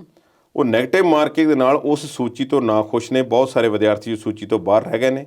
ਦੂਸਰਾ, ਉਹਨਾਂ ਨੇ ਕਿਹਾ ਕਿ ਨਾਮ ਲਿਖੇ ਗਏ ਨੇ ਅਧੂਰੀ ਜਾਣਕਾਰੀ, ਇਸ ਵਿੱਚ ਫਰਜ਼ੀ ਨਾਮ ਪਾਏ ਗਏ ਨੇ, ਜਿਹੜੇ ਨਾਮ ਅਸਲ ਵਿੱਚ ਜਿਹੜੇ ਹਨ ਐਗਜ਼ਿਸਟ ਹੀ ਨਹੀਂ ਕਰਦੇ। ਕੋਈ ਜਾਣਕਾਰੀ ਨਹੀਂ ਦਿੱਤੀ ਗਈ ਕਿ ਇਹ ਵਿਦਿਆਰਥੀ ਦਾ ਨਾਮ ਲਿਖਿਆ, ਅੱਗੇ ਫਾਦਰ ਦਾ ਜਾਂ ਮਦਰ ਦਾ ਕੋਈ ਨਾਮ ਨਹੀਂ ਲਿਖਿਆ ਗਿਆ। ਜੀ ਪਰਮਜੀਤ ਸਿੰਘ, ਗੁਰਜੋਤ ਕੌਰ, ਸੰਦੀਪ ਕੌਰ, ਫਲਾਣਾ ਸਿੰਘ ਉਹ ਨਾਂ ਲਿਖ ਦਿੱਤੇ, ਕੋਈ ਵੀ ਹੋ ਸਕਦਾ। ਕੋਈ ਹੋਰ ਡਿਟੇਲ ਉਹਨਾਂ ਦੀ ਨਹੀਂ ਦਿੱਤੀ ਗਈ, ਨੰਬਰ ਉੱਥੇ ਅੰਦਾਜ਼ੇ ਨਾਲ ਲਿਖ ਦਿੱਤੇ ਗਏ ਨੇ। ਇਸ ਸੂਚੀ ਦਾ ਰੌਲਾ ਪਿਆ ਹੋਇਆ। ਇੱਕ ਜਗ੍ਹਾ ਤੇ ਮਾਲਵੇ ਦੇ ਵਿੱਚ ਇਹਨਾਂ ਜਿਨ੍ਹਾਂ ਦੇ ਨਾਮ ਨਹੀਂ ਆਏ ਉਹਨਾਂ ਨੇ ਸੜਕ ਤੇ ਜਾਮ ਲਗਾਇਆ ਤੇ ਪੁਲਿਸ ਨੂੰ ਮੈਮੋਰੈਂਡਮ ਦਿੱਤਾ। ਐਸਐਸਪੀ ਨੇ ਕਿਹਾ ਕਿ ਸੰਬੰਧਿਤ ਮੁੱਦਾ ਜਿਹੜਾ ਹੈ ਉਹ ਸੰਬੰਧਿਤ ਮਹਿਕਮੇ ਨੂੰ ਦੇ ਦਿੱਤਾ ਜਾਵੇਗਾ, ਪਹੁੰਚਾ ਦਿੱਤਾ ਜਾਵੇਗਾ। ਉਸ ਤੋਂ ਬਾਅਦ ਇਹ ਮਾਮਲਾ ਠੰਡੇ ਬਸਤੇ ਵਿੱਚ ਰਹੇਗਾ ਜਾਂ ਕੋਈ ਜਾਂਚ ਹੋਵੇਗੀ। ਜੇ ਇਸ ਵਿੱਚੋਂ ਕੋਈ ਵਾਕਿਆ ਗੱਲ ਨਿਕਲਦੀ ਹੈ, ਜੇ ਵਾਕਿਆ ਵਿੱਚ ਕੁਝ ਫਰਜ਼ੀ ਨਾਮ ਨੇ, ਤਾਂ ਫਿਰ ਸਰਕਾਰ ਵਾਸਤੇ ਇਹ ਨਮੋਸ਼ੀ ਵਾਲੀ ਗੱਲ ਹੋਵੇਗੀ, ਚੰਗੀ ਗੱਲ ਨਹੀਂ ਹੈ। ਅਜੇ ਬਹੁਤ ਸਾਰੇ ਮੁੱਦੇ ਖਲੋਤੇ ਹੋਏ ਨੇ। ਸਰਕਾਰ ਨੂੰ ਇਸ ਵਿੱਚ ਟਰਾਂਸਪੇਰੈਂਸੀ ਦੀ ਲੋੜ ਸੀ। ਸਮਾਂ ਅੱਗੇ ਬਹੁਤ ਥੋੜ੍ਹਾ ਹੈ। ਪਟਵਾਰੀ ਬਹੁਤ ਔਖੇ ਨੇ, ਉਹ ਵੀ ਹੜਤਾਲ ਤੇ ਬੈਠ ਜਾਂਦੇ ਨੇ। ਪਟਵਾਰੀਆਂ ਦੀ ਗਿਣਤੀ ਪੂਰੀ ਨਹੀਂ ਹੈ, ਅਸਾਮੀਆਂ ਪਤਾ ਨਹੀਂ ਕਿੰਨੀਆਂ ਖਾਲੀਆਂ ਨੇ, ਤੇ ਅਸੀਂ ਰੁਜ਼ਗਾਰ ਦੇ ਰਹੇ ਹਾਂ 36,000 ਰੁਜ਼ਗਾਰ, 30,000 ਰੁਜ਼ਗਾਰ। ਗਿਣਤੀ ਜ਼ੀਰੋਆਂ ਪਤਾ ਨਹੀਂ ਕਿੱਥੋਂ ਲਾਈਆਂ ਜਾ ਰਹੀਆਂ ਨੇ ਮਗਰ, ਪਰ ਸਹੀ ਮਾਇਨੇ ਵਿੱਚ ਗਰਾਊਂਡ ਤੇ ਕੰਮ ਅਜੇ ਉਹਨਾਂ ਨਹੀਂ ਹੋ ਰਿਹਾ ਜਿੰਨਾ ਰੌਲਾ ਪੈ ਰਿਹਾ। ਜੀ ਕੁਲਦੀਪ ਜੀ, ਮੁੱਦੇ ਤੇ ਹਾਲੇ ਹੋਰ ਵੀ ਬਹੁਤ ਨੇ, ਪਰ ਪ੍ਰੋਗਰਾਮ ਦਾ ਸਮਾਂ ਜਿਹੜਾ ਖਤਮ ਹੋ ਗਿਆ। ਤੁਸੀਂ ਸਟੂਡੀਓ 'ਚ ਆਏ ਤੇ ਸਾਡੇ ਦਰਸ਼ਕਾਂ ਦੇ ਨਾਲ ਆਪਣੇ ਵਿਚਾਰ ਸਾਂਝੇ ਕੀਤੇ, ਤੁਹਾਡਾ ਬਹੁਤ-ਬਹੁਤ ਸ਼ੁਕਰੀਆ। ਉਮੀਦ ਹੈ ਕਿ ਸਾਡੇ ਦਰਸ਼ਕਾਂ ਨੂੰ ਸਾਡਾ ਅੱਜ ਦਾ ਪ੍ਰੋਗਰਾਮ ਪਸੰਦ ਆਇਆ ਹੋਵੇਗਾ। ਅਗਲੀ ਵਾਰ ਨਵੇਂ ਮੁੱਦਿਆਂ ਤੇ ਨਵੀਂ ਗੱਲਬਾਤ ਲੈ ਕੇ ਜਲਦ ਹਾਜ਼ਰ ਹੋਵਾਂਗੇ। ਤੁਸੀਂ ਇਸੇ ਤਰ੍ਹਾਂ ਜੁੜੇ ਰਹੋ ਪੰਜਾਬੀ ਨੈਸ਼ਨਲ ਟੀਵੀ ਦੇ ਨਾਲ। ਉਮੀਦ ਤੁਹਾਡੀ, ਕੋਸ਼ਿਸ਼ ਸਾਡੀ।